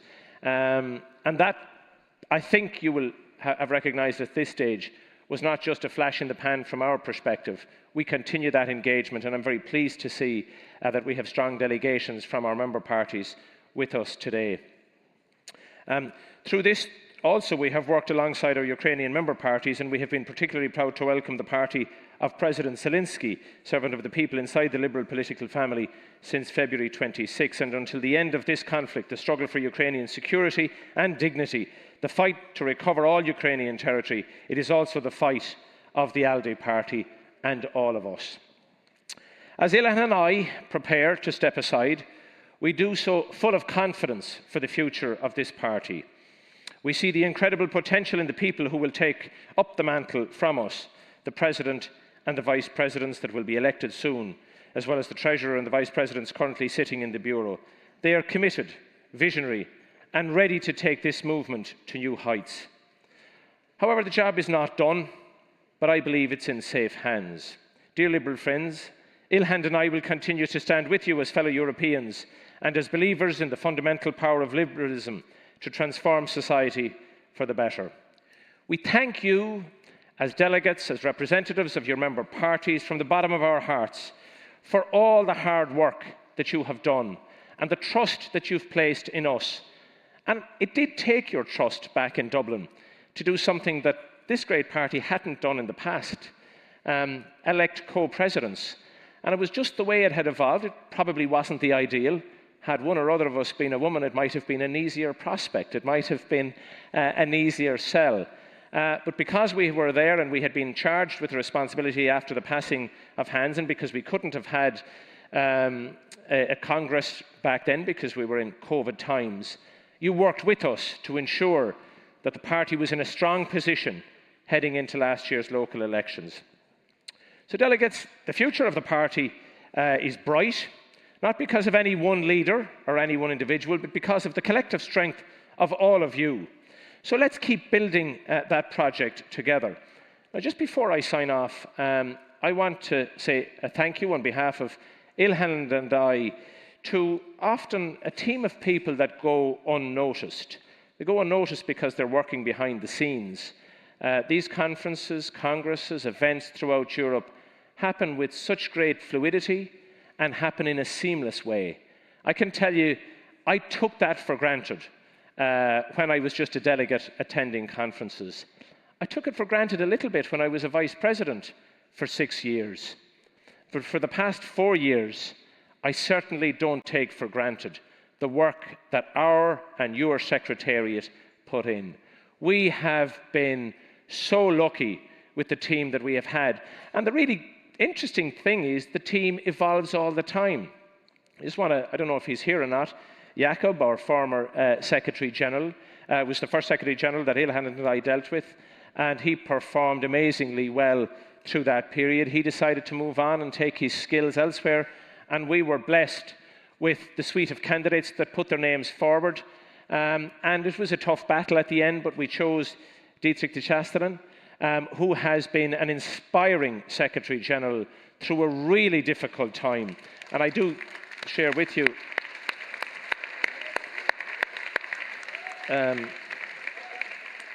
it's been so challenging because, as all of you know, when parties lose strength, we have to lose staff. And he has been through a process of reorganisation. And he has done an exceptional job. But it would be wrong to just leave it at Dietrich and Jakob. The one constant that has been there through all of this, and I think for many, many bureaus, has been Sabine. She does an enormous amount of work, an inordinate amount of work every day of the year. She does so in her own inimitable way, in a very quiet and relaxed and calming manner. Doesn't matter what or how large the problem is, she has a solution. So she on occasion came to Ilhan and I with, as she said, issues. We kind of looked as politicians, is there a problem? No, there are issues for which I have a solution. So to you, Sabine, I really want to thank you for the work that you have put in, for the friendship that you have shown Ilhan and I, and the work that you continue to do. And we're blessed that we have you as that continuum, whoever comes and goes in the role of Secretary General. There are others.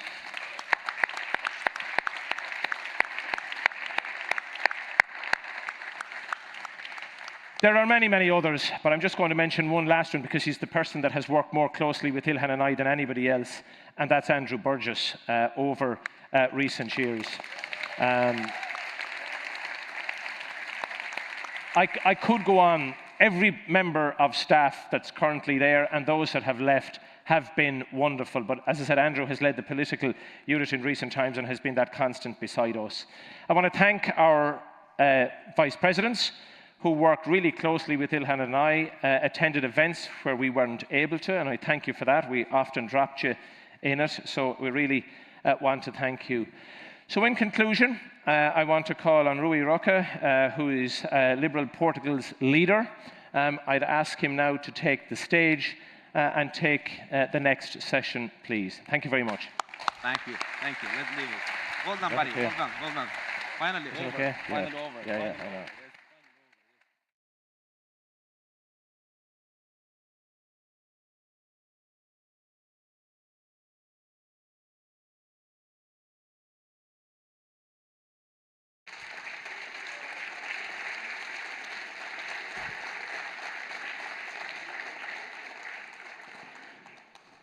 Morning, everyone.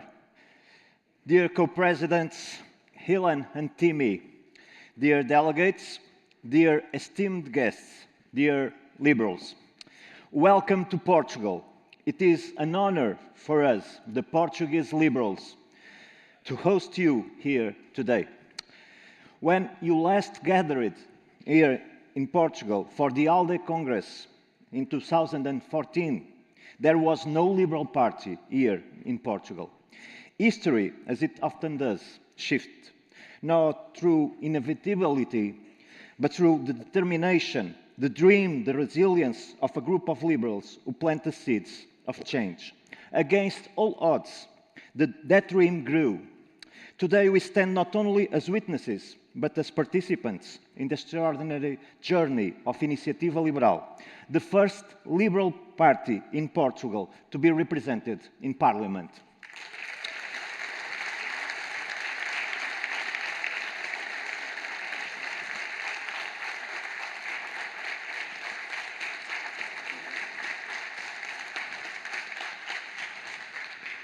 What began as a vision is now reality. We persevered when many claimed there was no room for us here in this socialist paradise. Others suggested we should blend into the traditional parties to make our voices heard. Today, I stand proud to say we have elected members in every parliament across the country.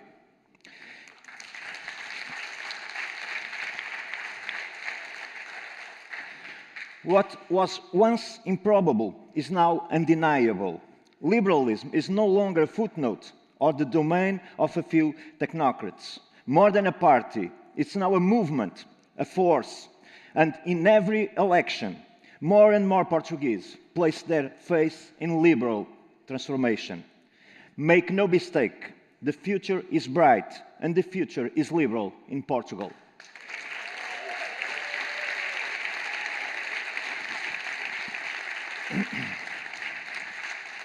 As we celebrate our progress, we must also confront the challenges facing our movement across Europe.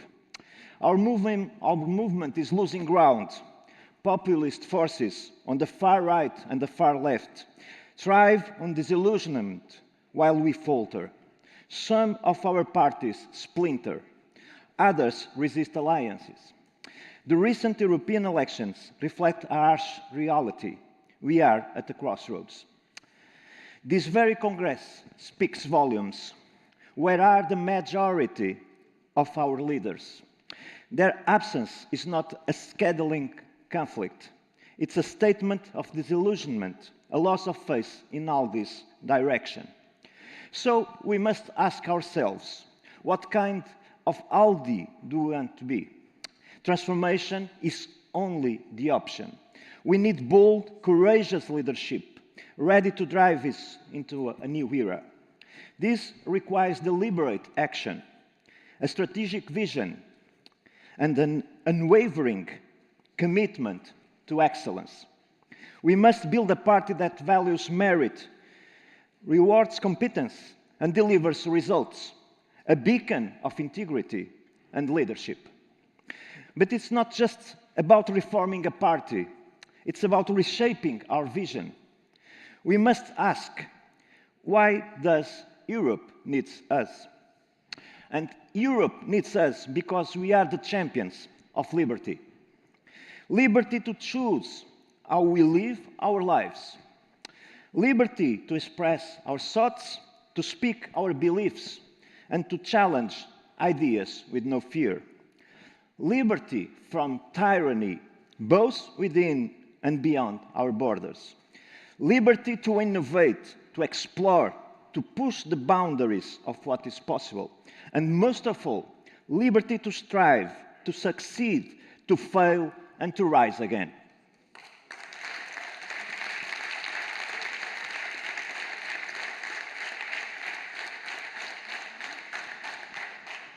Fellow liberals, so some may argue that what I propose is trivial. It is not. Across Europe, our principles are under threat. Identity politics on both the left and the right divides us, turning individual differences into weapons. We must defend the rights of the individual, safeguarding each person's unique identity from being lost in the crowd.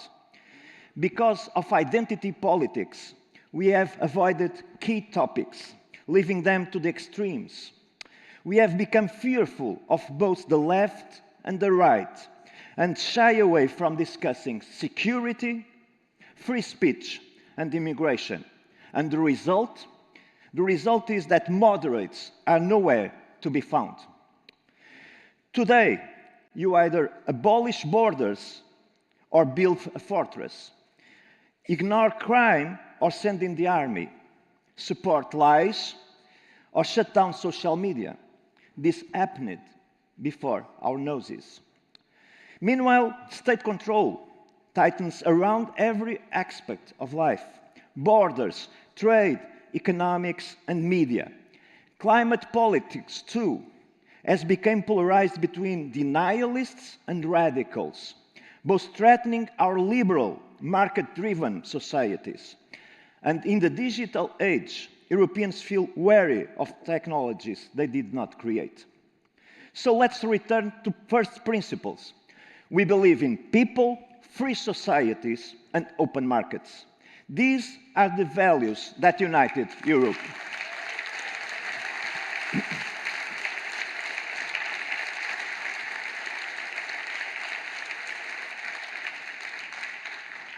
It is our unwavering belief that the rights of every person are those that build the common market.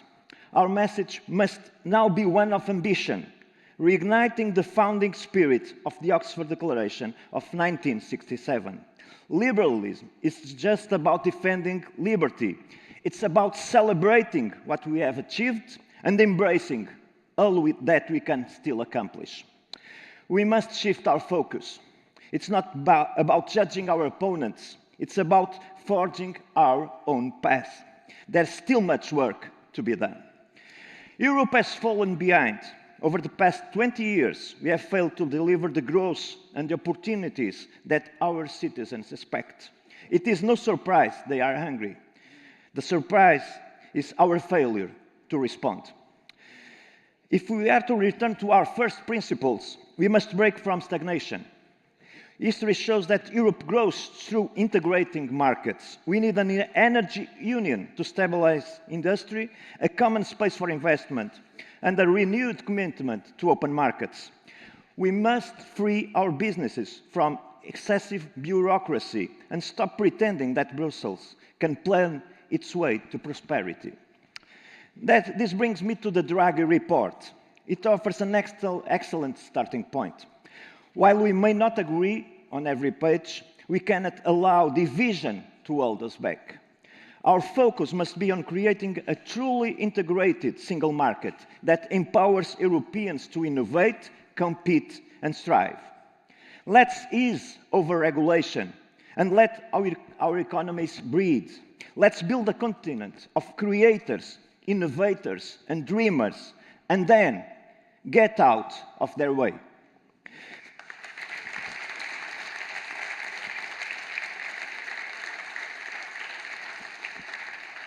Fellow liberals, it's time to take pride in what we have built and be bold about where we go next. Our structures, our strategies, and our vision are the foundations of something far greater. Beyond introspection, this is a moment for a bold new ambition, fueled by decisive action and a sharing willingness to move forward together. We are standing at the threshold of possibility, and together we can rise to meet it. It will take creativity, commitment, and the courage to embrace new ideas. But we are more than ready. We are not just aiming to endure. We are here to thrive, to lead, and to shape the future of Europe. This is about much more than a reform. It's about advancing our shared mission to empower the citizens of Europe. ALDE must be the driving force behind the next chapter of European progress, leading with vision, integrity, and purpose. We are not simply reforming a party. We are shaping the future of this continent. So, my friends, let's embrace this moment with confidence. Let us rise to the challenge and build the future where ALDE is not just a participant, but a leader in European politics. The home of innovation, ambition, and unshakable belief in the power of liberty. Let's build a party of opportunities. Let's build the party of progress. Let's build the party of leaders. Thank you. Obrigado.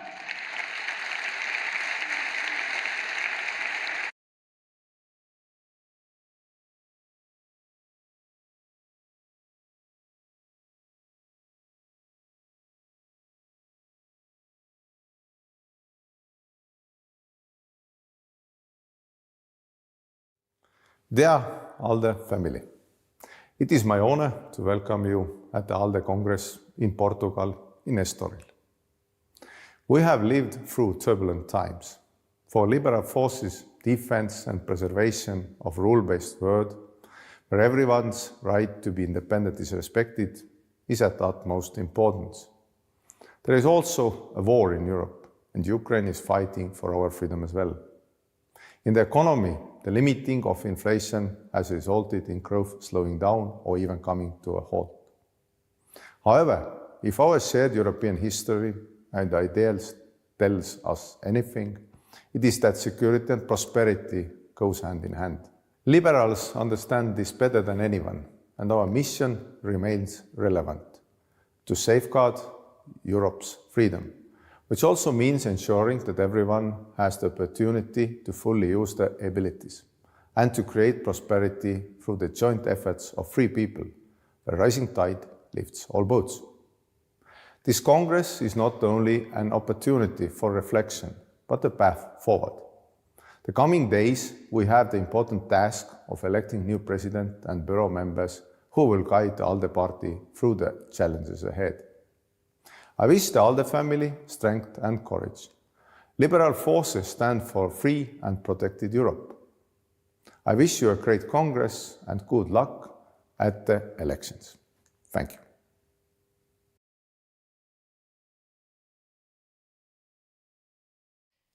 My dear Liberal family, first and foremost, I want to congratulate all of you on the election results. A warm welcome to all newly re-elected MPs and a special welcome to the newcomers. I look forward to meeting each of you. While I cannot be with you today in person, I greatly appreciate the opportunity to address you. Your support at economic, diplomatic, and political levels is crucial for Ukraine, and I'm sure you know it. We feel it and highly appreciate it. For 953 days, we've been focused on fighting the aggression started by Russian Federation. Russia is still trying to destroy our energy infrastructure and bury Ukraine in darkness while continuing its tactic of nuclear terror by keeping the Zaporizhzhia nuclear power plant under occupation. Solidarity in providing military, economic, and humanitarian assistance for our country is crucial now more than ever. We need your support to end the war, to stop the destruction of Ukraine, killing Ukrainian people and destroying families, and first and foremost to restore peace in Europe, to allow us not feel that the war in the heart of Europe is the new normality. We can achieve that through peace formula which he has been reiterating at the UN General Assembly last week. This formula focuses on restoring nuclear safety, ending use of energy as a weapon, guaranteeing food security, and bringing home prisoners of war, not forgetting about the just peace and accountability. It's about respecting the right to territorial integrity and freedom, ending the occupation, and holding those responsible for the crimes accountable. It is about ending suffering, and all of you can contribute to the establishment of the comprehensive, sustainable peace. Of course, we need to be able to defend ourselves. We need to be able to withstand the aggression, to make sure that the politicians and the leaders of free European nations take steps to end the war. Russia still continues to attack our cities, killing Ukrainians. Recently, Kherson, Kramatorsk, and Kharkiv suffered really terrible attacks, resulting in many deaths and destruction of houses. In Lviv, a man lost his wife and 3 daughters, a tragedy no parent should ever face, or family or nation know. On this note, of course, I want to express our gratitude for the strong position of liberals when it comes to resolutions of vital importance for Ukraine. And these were the resolutions which were passed first and foremost in European Parliament. This includes the recent call for the lifting of restrictions on the use of weapons, allowing us to strike legitimate targets within Russian territory, disabling the aggressor from attacking Ukraine. This is highly important for us at this crucial moment of the war, enabling us to respond effectively to the enemy, but also prevent him from attacking us.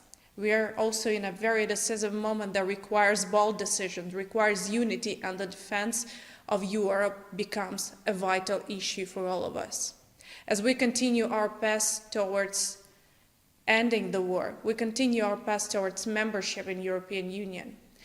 Ukraine's membership in European Union is part of the solution on ending the war. And we hope on your support in our aspirations to join the EU and to make it fast. We are not seeking shortcuts, we're not working on any kind of fast track, but what we do is we're working thoughtfully to make this happen as soon as possible, as Ukraine has always been an integral part of Europe, and no decision is hard enough for Ukraine, is too hard for Ukraine to prevent us from doing our job on this way. While we are making every effort to move as fast as we can despite challenges of war, I really hope that European Union itself will also take necessary actions. Enlargement can drive changes that will make the Union stronger, will strengthen its positions in the geopolitical arena, and I hope that it becomes a reality in this political circle. It's a strategic step that will make Europe stronger and more secure, of course.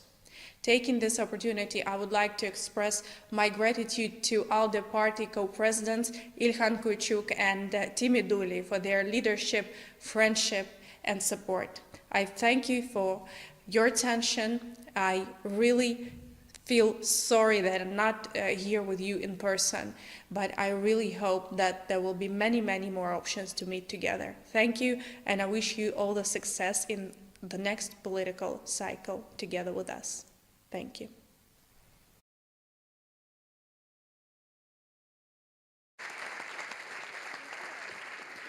Please welcome to the stage the Deputy Prime Minister and Foreign Affairs Minister of Luxembourg, Xavier Bettel.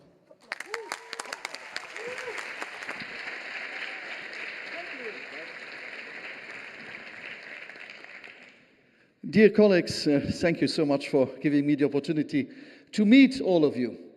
Yes, I know, every year you have to listen to a speech of Xavier Bettel. But I would love that we have been able to have meetings with more prime ministers, with more Minister of Foreign Affairs, and that in our family we fight not only for liberal values, also for peace, also for equality, but also for bigger families sticking to these values. And there is a lot to do. In other political families, believe me, if you're prime minister, if you're commissioner, it's mandatory to be. And Svenja, I really trust you that as a future president, you will be able to make this family bigger again. Bigger doesn't mean to accept just parties because we want to be bigger, but it's taking responsibilities, bringing people together, sharing the same values. And I wish that tomorrow we will be proud of the result and the trust we put in you to bring us even closer together. Bonne chance.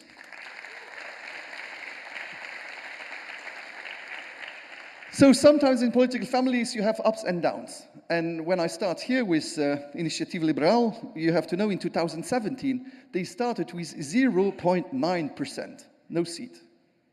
The elections, the last parliamentary elections, you had 5% in 2022. And with our friend Joao, in 2024, they reached 9.1% to be exact.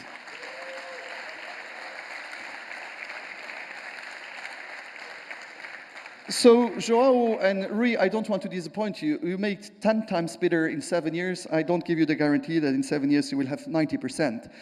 But congratulations. And this shows that in some of the countries where we think there is no place for a liberal party, if you stick to the values, and I like also what they say, don't accept that liberals are considered be just economic liberals, that they're against social politics, that they're against environment politics, that they have no feelings to bring people together. Some of the people we try to put us in this corner. And you can prove as liberals that we are the ones who don't judge people about their religion. We don't judge them about their ethnicity. We don't judge them about their sexual orientation. What we want is to give the opportunities to all of us, to make the best of what we can and to be proud of your success. That's the difference with the left-wing party, where you must be very often ashamed if you're a successful person.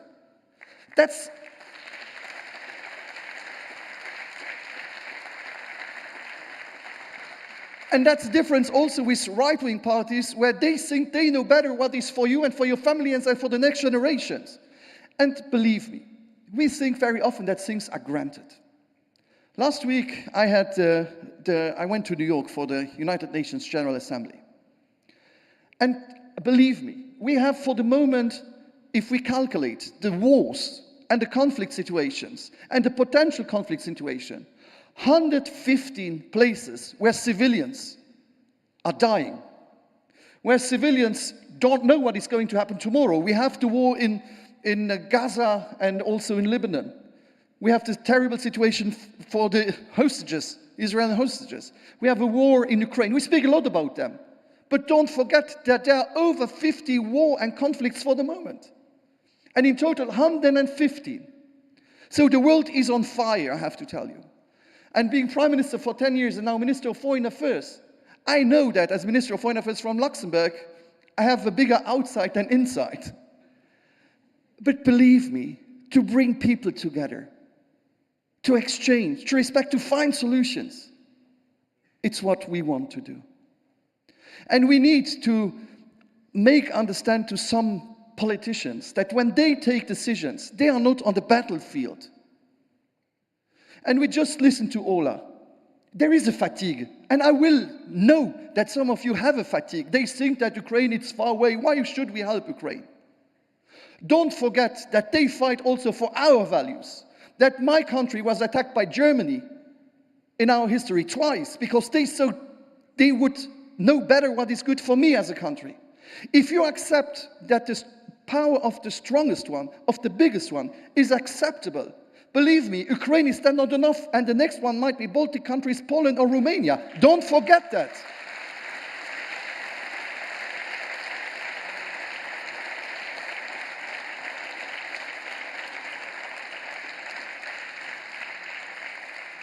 So please don't give up. And also things we think are granted. So now, as you know, 10 years as a Prime Minister, now I had to change the job. As 11 years in government, so I'm very happy that I have to speak about new leadership after 11 years. So I will reinvent myself. The fact is, we think that things are granted. And last week, when I was at the UNGA as new Minister of also Development, I had discussions with some leaders. When I told them that one of my new conditions to work with a country, it's that you don't go backwards in human rights. And some of the president of an African country told me, if my majority in my country wants, for example, to criminalize homosexuality, I will do it. But I told him, tomorrow it will be homosexuality, the day after it will be women not allowed to go to university, in 3 days you won't be able as a Catholic, as a Christian or a Muslim to practice your religion in another country. Is this acceptable? Is this what you want to do? And he answered me, no problem for women and for religions, but homosexuality, that's not good. And I told him, you know, being a leader, being a president, being a prime minister, is not just doing what your majority wants.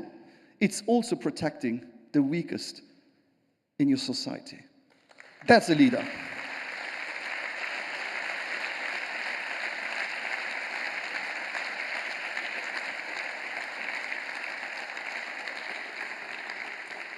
So I wish to all of you a fruitful Congress. I'm so happy. I met before. This is terrible. Yesterday, I met someone from Limerick, and he asked me, when have you been elected as a member of parliament? I said in 1999. He said, oh, I was not born. Thank you so much. Thank you. But what is important, and I'll finish there. Sometimes in politics you will have ups and downs. My party was in opposition, we were in the majority, now we have 11 years in government. This won't be forever once you will be in your position and once you will be, but never give up your value. I know, Valérie, you are now our chairwoman of our group. Some of the people say, yeah, we are now the fifth. I prefer to have a strong leader of the fifth group, to accept people who don't judge, who don't share our values, and being number 2 or number 3. We stay liberals, we will continue to fight for our values, and I know with you that we don't give up just for numbers, but we'll fight for our values. Thank you.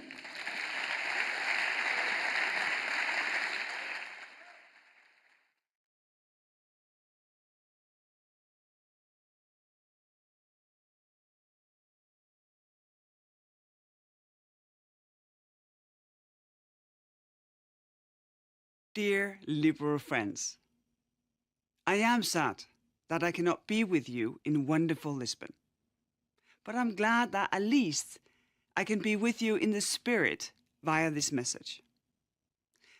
For me, this year is somewhat special.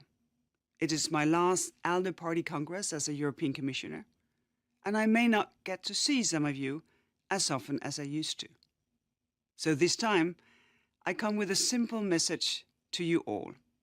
Thank you. Thank you for your tireless work to make this world a better place, based on our social liberal values. Thank you for your efforts to keep our markets open for trade and open for competition, so we don't end in a situation where a few dominant companies define the market, where they dictate what type of innovation, products and services are available for consumers or for smaller competitors, and to avoid that a few selected companies can make sweetheart tax deals and pay less taxes than the family-owned SME or the innovative startup. Thank you for your dedication to preserve the rule of law, to secure democracy, and for your fight to make sure that we have societies where we can be who we are, where we will not be discriminated. I'm aware that your work can be difficult, and that it's often uphill, that we as social liberals, we face opposition and sometimes defeat. But you can rest assured that Europe and the rest of the world need us to continue our efforts. We have so much to be proud of, and many victories that you can celebrate together in Lisbon.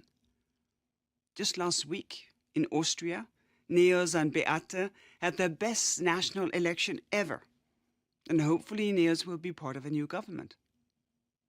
I hope you also make a toast to our new Portuguese members of the European Parliament, Ana and João. Once again, congratulations to both of you. And since I'm in beautiful Tatra Mountains right now, I would also like to encourage you to celebrate the Slovak members of our family. Thank you, Michal, and everybody in progressive Slovakia for your tireless fight for democracy. This was just to mention a few of the many, many reasons to celebrate. There are many more. I wish a wonderful Congress to all of you.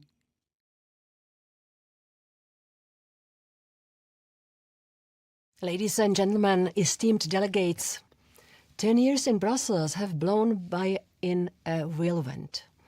As my mandate comes to an end in a few weeks, I would like to take this opportunity to briefly reflect on all that we accomplished together, but also look ahead. The last decade, and in particular the last several years, have not been easy. The COVID crisis, followed by the Russian aggression against Ukraine and the energy and cost of living crisis, have tested the ability of the EU to act and to stay united. But in the face of these challenges, we have proven we can do all that, and we can do even more. We have acted decisively, in particular in our support for Ukraine and in supporting citizens and our businesses, and we have continued to defend our values and our democracy. Thanks to our joint work and your support, we are now much better equipped to defend rule of law, be it thanks to the new annual rule of law report or the conditionality mechanism. We now have also new tools to support and protect the media, a key watchdog in our democracies. We are also much more aware of the dangers of hate speech and disinformation online and the potential risks linked to artificial intelligence. And we have adopted strong legislation as well as worked with the platforms and other stakeholders in order to protect our democracy and our elections. We also now finally have legislation that criminalizes gender-based violence online. But we cannot rest on our laurels. we must remain vigilant. I count on you, members of the Liberal family, to continue to work tirelessly to protect democracy and defend our values, even after I am gone.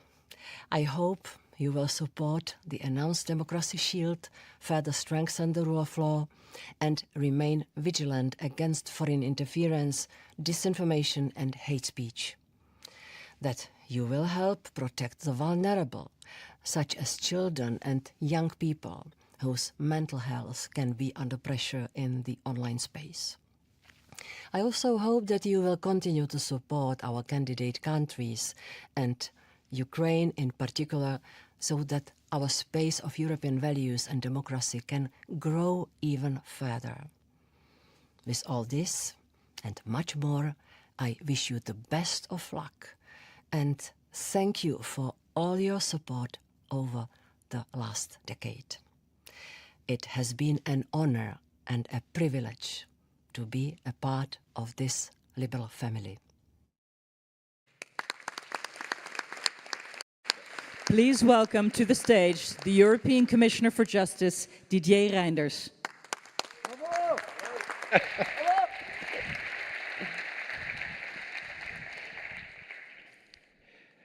Well, good morning to all of you. It was said by Xavier that he was the only one Minister of Foreign Affairs present to attend the Congress. I'm very pleased to be the only one Commissioner present with you in Estoril, but I'm hoping that next time you will have more and more members of the government and members of the Commission with you. But I want also to say to Xavier that I was elected for the first time in '92 in the Parliament, so you are still very young. So don't be afraid about your future in the ALDE and in the world. Now, just to say that, of course, we are very proud of what we have achieved in the last years with the support of our group, the Renew Group, with the Commissioner, with some members of the European Council too. If you look back, we have started with two transitions, the digital one and the green one. And so we have tried to put into place a new framework of legislation about the digital world. And we have started a Green Deal to be carbon neutral in 2050. But unfortunately, after some weeks, not months, we have had the COVID. And it was needed to provide vaccines after the research and to distribute the vaccines. And I'm very proud in my portfolio that it was possible also to put into place on your smartphone the digital COVID certificate. We have sent more than 2 billion certificates about the COVID, and now it's a worldwide reference for the World Health Organization. So it was possible to react very fast. But we have reacted very fast also, unfortunately, in 2022 against the Russian aggression against Ukraine. And I want to say that, of course, it's very important to continue to give a military support, to give a financial assistance to Ukraine, but following our defense of the values, it's very important to continue to fight against impunity and to bring to justice all the perpetrators of war crimes and also the leadership responsible for the crime of aggression. So we need to continue to do that. We need also to continue to work to be sure that Russia will pay for the damage caused by the aggression against Ukraine. And it will be a long way in the next months and years to do that. Unfortunately, what we need to continue to do. I want just to say that because we are the most important group in the Parliament, I know that we are the fifth, but we are the most important when it's questioning to defend the values.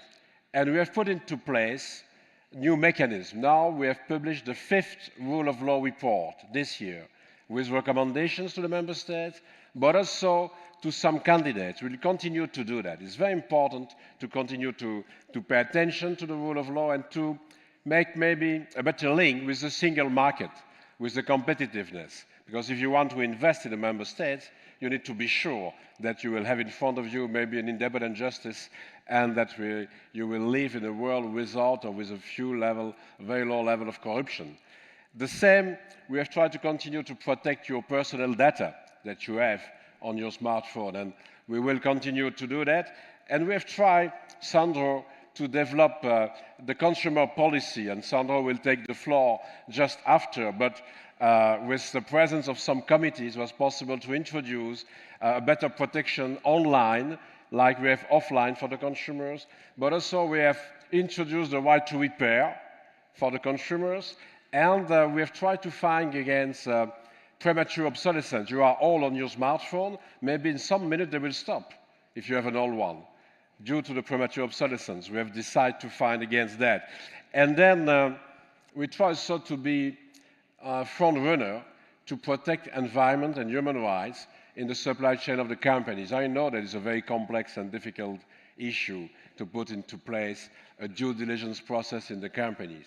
But it's very important if we want to protect human rights and environment, not only in Europe, but in all the supply chain of the company. So I want to ask you for the Congress, but certainly for the near future, to continue to give your full support to Ukraine. That's the first request. We need to do that. And it's an important task for us. We need also to be more vocal for the peace in the Middle East. There are so many victims and civilian victims in the Middle East that we need to be more vocal there as Europeans to try to reach the peace in the region. Then, of course, we will work a lot on competitiveness. I know that there are new reports from Enrico Letta or Mario Draghi to try to promote the competitiveness. It's important for the liberals to do that. To do what? To give more prosperity to the people, to the citizens, to be sure that everybody will be on board. It will be an inclusive progression in the green and the digital transition that I've mentioned at the beginning. But following the evolution in many member states in the last elections, be sure that we'll have to continue to fight for the values. It's the task of the liberals to do that, because we have seen so many far-right parties emerging or progressing in different member states that we have to be front runner in the defense of the values. So I'm hoping that next time, in the next Congress, we will do that with more Ministers of Foreign Affairs, with more commissioners on the stage, and with you, the new president at the end of the elections, it will be very pleasant also to be sure that the liberals will be front runner for Ukraine, for the peace in the Middle East, for competitiveness, but also for the values. Thank you very much.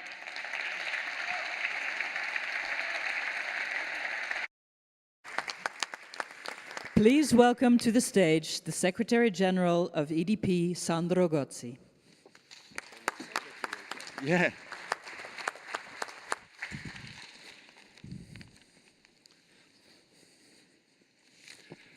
Well, first of all, thank you. Thank you for the invitation to your party, and thank you for the excellent cooperation that we've got this year.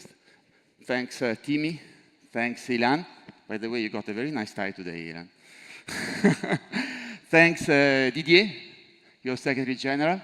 And thanks your team, because I think that with Marie-Agnès and Valérie, we fought, I hope, effectively for our values during the electoral campaign. And we have done so only because our two teams merged, our three teams from the group, from the two parties, merged together for a common fight for our values, fight for our priorities. So, I mean, I'm here to thank you also for all the effort that you made in support us, in support me, to debate with Ursula von der Leyen during the European electoral campaign. Thanks to our commissioners.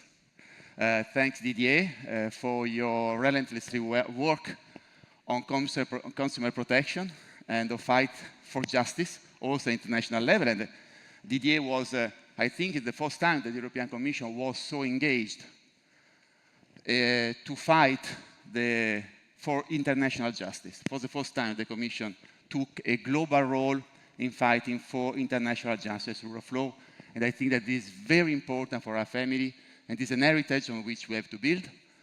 I want to thank also Vera Jourova and Margareta Vestager. I was lucky enough to be able to work closely with all three. I mean, with Margareta on digital service sector, artificial intelligence, with Vera Jourova on political advertising, rule of law.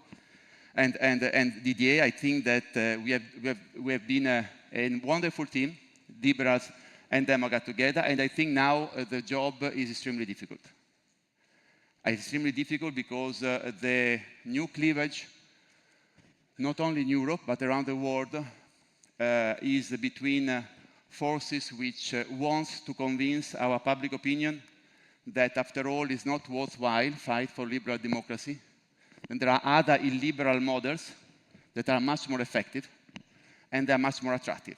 This is the fight that we have to fight in Europe, but this is the fight I had the privilege to be invited by the American Democrats at the Chicago Convention, and it was clear that there is a fight between Kamala Harris, she stands for our values, she wants to assemble Democrats, Republicans, independent for the fight on which the US democracy was built up, and on the other side you got Trump, which stands for Trump.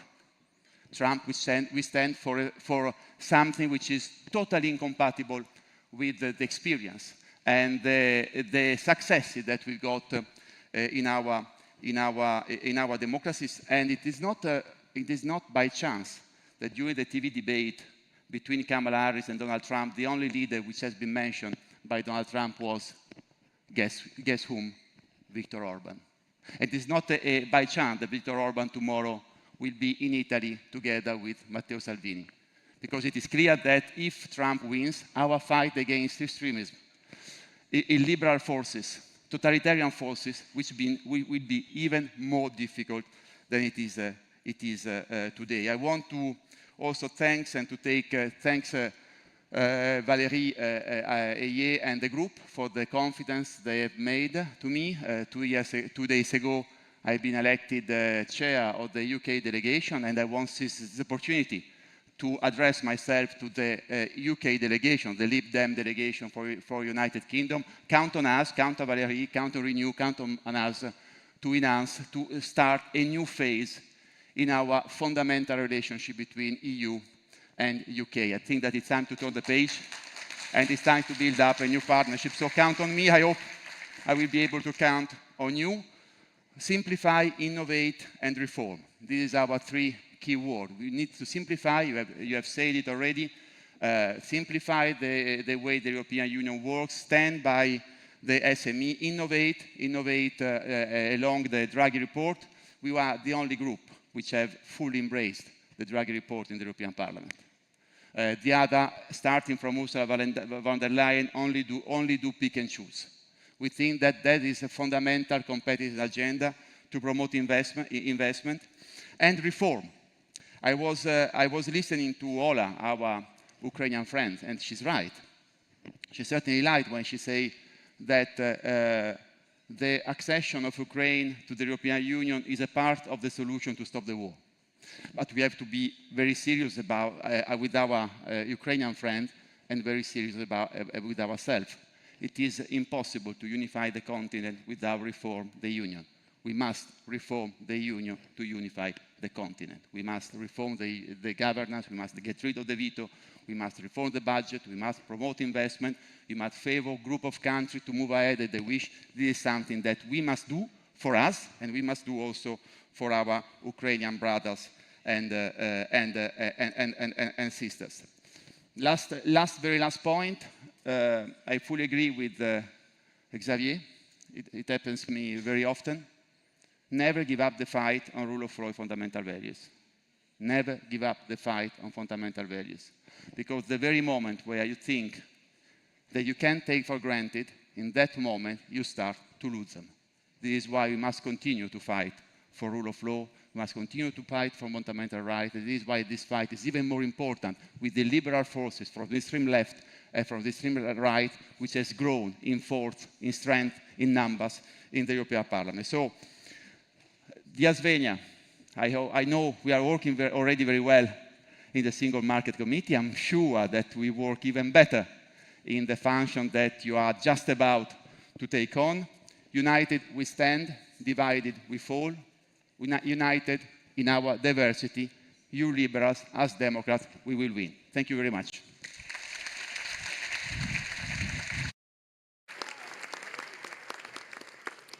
Please welcome to the stage the President of Renew Europe in the European Parliament, Valérie Ayé.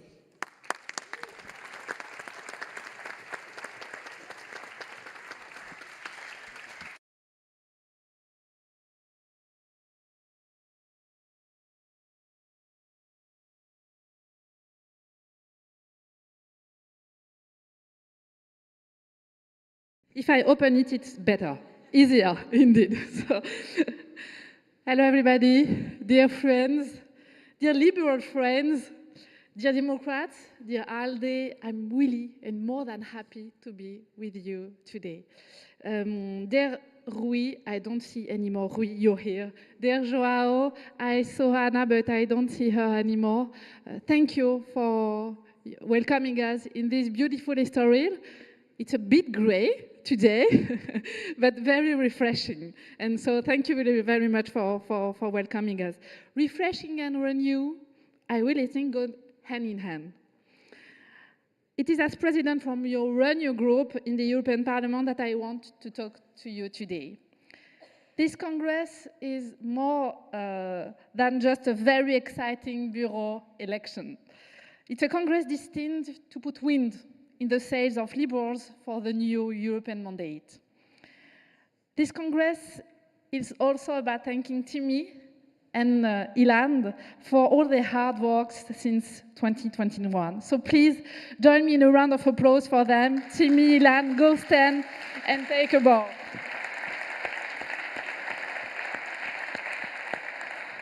Really, thank you very much. And to the ladies out there, I say, no suspense here anymore. It takes a woman to succeed two men and do the same job.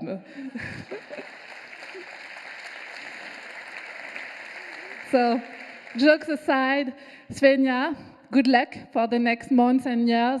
I'm absolutely sure that we will work very well together, and I trust you to lead this very important party for our Renew family. Congratulations, and I will say it again tomorrow.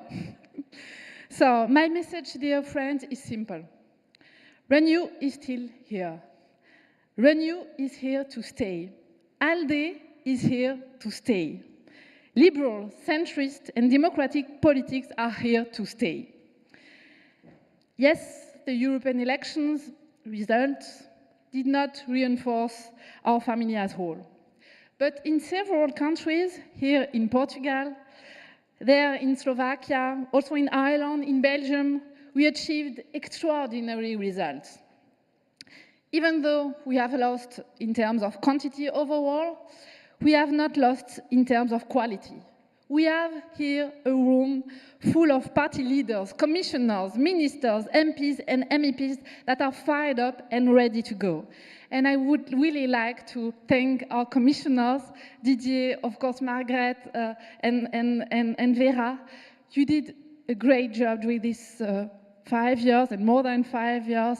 And I must say, I'm really proud to have been with our MEPs colleagues, one of the actors of all the legislation we did all together. Really, I'm pretty proud that we have you as a commissioner. So thank you and congrats, Didier. And a few words for Xavier. I'm also really proud to have in our Renew family such inspiring leader, former Prime Minister, Minister, and we need your leadership, and really, I'm really proud to have you in our side and to continue to work together. Thank you, Xavier. So, talent, engagement, I see it every day in the Renew group. So numbers matter, yes, the mathematics speaks for themselves. That's it, and we have to adapt, not complain. Within the EU bubble, it sometimes might look like the conservatives run the show again. But I'm here to tell you, it's a theater drama of just one boring act if they forget they need us to succeed. Pro-European, innovative policies can only lie in the center. And we will never give up on this promise we made to our voters. Whatever in the parliament composition, we will never flirt with the far right. Dark deals with the far right cannot revive our union. We all heard their speeches at home. Their great recipes drafted by apprentices who spent more time on TikTok than behind books. And honestly, the same goes for the far left. They cannot pass legislation in the EU that helps our people fight inflation. Because just printing billions of banknotes with no clear plan behind only serves to fill wheelbarrows the day after. They cannot bring energy bills down because they prefer remaining dependent on Russian oil and gas rather than rolling out solar panels and building wind farms and new nuclear plants. They cannot rebuild our economies because they are naysayers on the right and unconditional and indefinite yes-sayers on the left. And the problem, of course, is that you cannot expect a yes from parties that were born to say no. And so I don't see a world where we build a forward-looking European Union with people looking forward the past. If you are pro-European, you are against those who want to turn our union apart. It is as simple as that. But guys, there is a reality. The Renew Group, the MEPs cannot do it alone. They need you. They need the support of our European and national political parties. This means we need true collaboration, true cooperation. We need trust. This is the only way to ensure consistency and results on the ground. Liberals are famous for their free minds, but also for their perceived, I insist, perceived internal divisions. We have to prove commentators they are wrong. And to be honest, let's do this, or this is a slow agony. We have high records of voting cohesion in the European Parliament, but also strong values that unite us, from the protection of the rule of law to simplifying everyday life of the people. People who cannot fulfill tons of paper anymore. People who want real change, no buzzwords. No grand-sounding slogans about more competitiveness. No grand-sounding slogans about less administrative burden, but concrete laws. We now have mandates to act. So let's withdraw one regulation when voting a new one. Let's consolidate our million sheets of paper. Let's create digital government applications so that people don't have to write down their birth date and multiple names again and again when asking for a form. And you know what? Let's even scrap that useless form. So it's time to make life of people and business easier. It's also time to help them further in catching new customers. No multinational is born big. Our SMEs must grow. Our people must enrich. Workers first and entrepreneurs too. All people deserve a decent life. And those who work hard should not struggle when they go to the grocery store. They should not struggle in their everyday life. So we are ready. We are ready to fight for Europe. We are ready to deliver for our citizens. We are ready, together with all of you in the member states, to tackle the issues of our time. To make sure no one comes back on the Green Deal and on all our achievements on the environmental issues. The Green Deal is a tool for growth. Businesses have already started the transition. It must not die with the Conservatives' upsurge. To make sure hard work pays.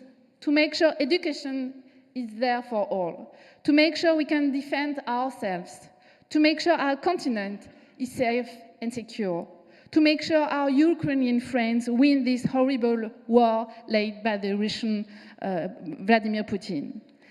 My friend, we are ready. We are ready, but so are they. Populists are ready. Yes, populism is real, but so are we. So join me and the Renew Europe group, and together we will deliver an ambitious, optimistic, practical agenda for the future of Europe. I would like to tell you we might become the second parliamentary group by the end of the mandate, but it won't happen. At best, we can become third again, and I will do my utmost for it.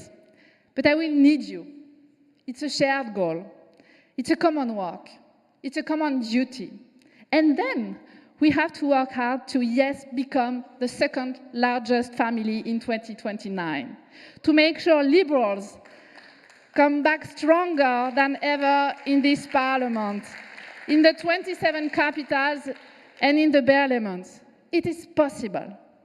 So in a nutshell, toward John Fitzgerald Kennedy differently, don't ask what your European family can do for you, but ask what you can do for your European family. For our future, for our liberal values, for our Europe. Thank you. Thank you very much.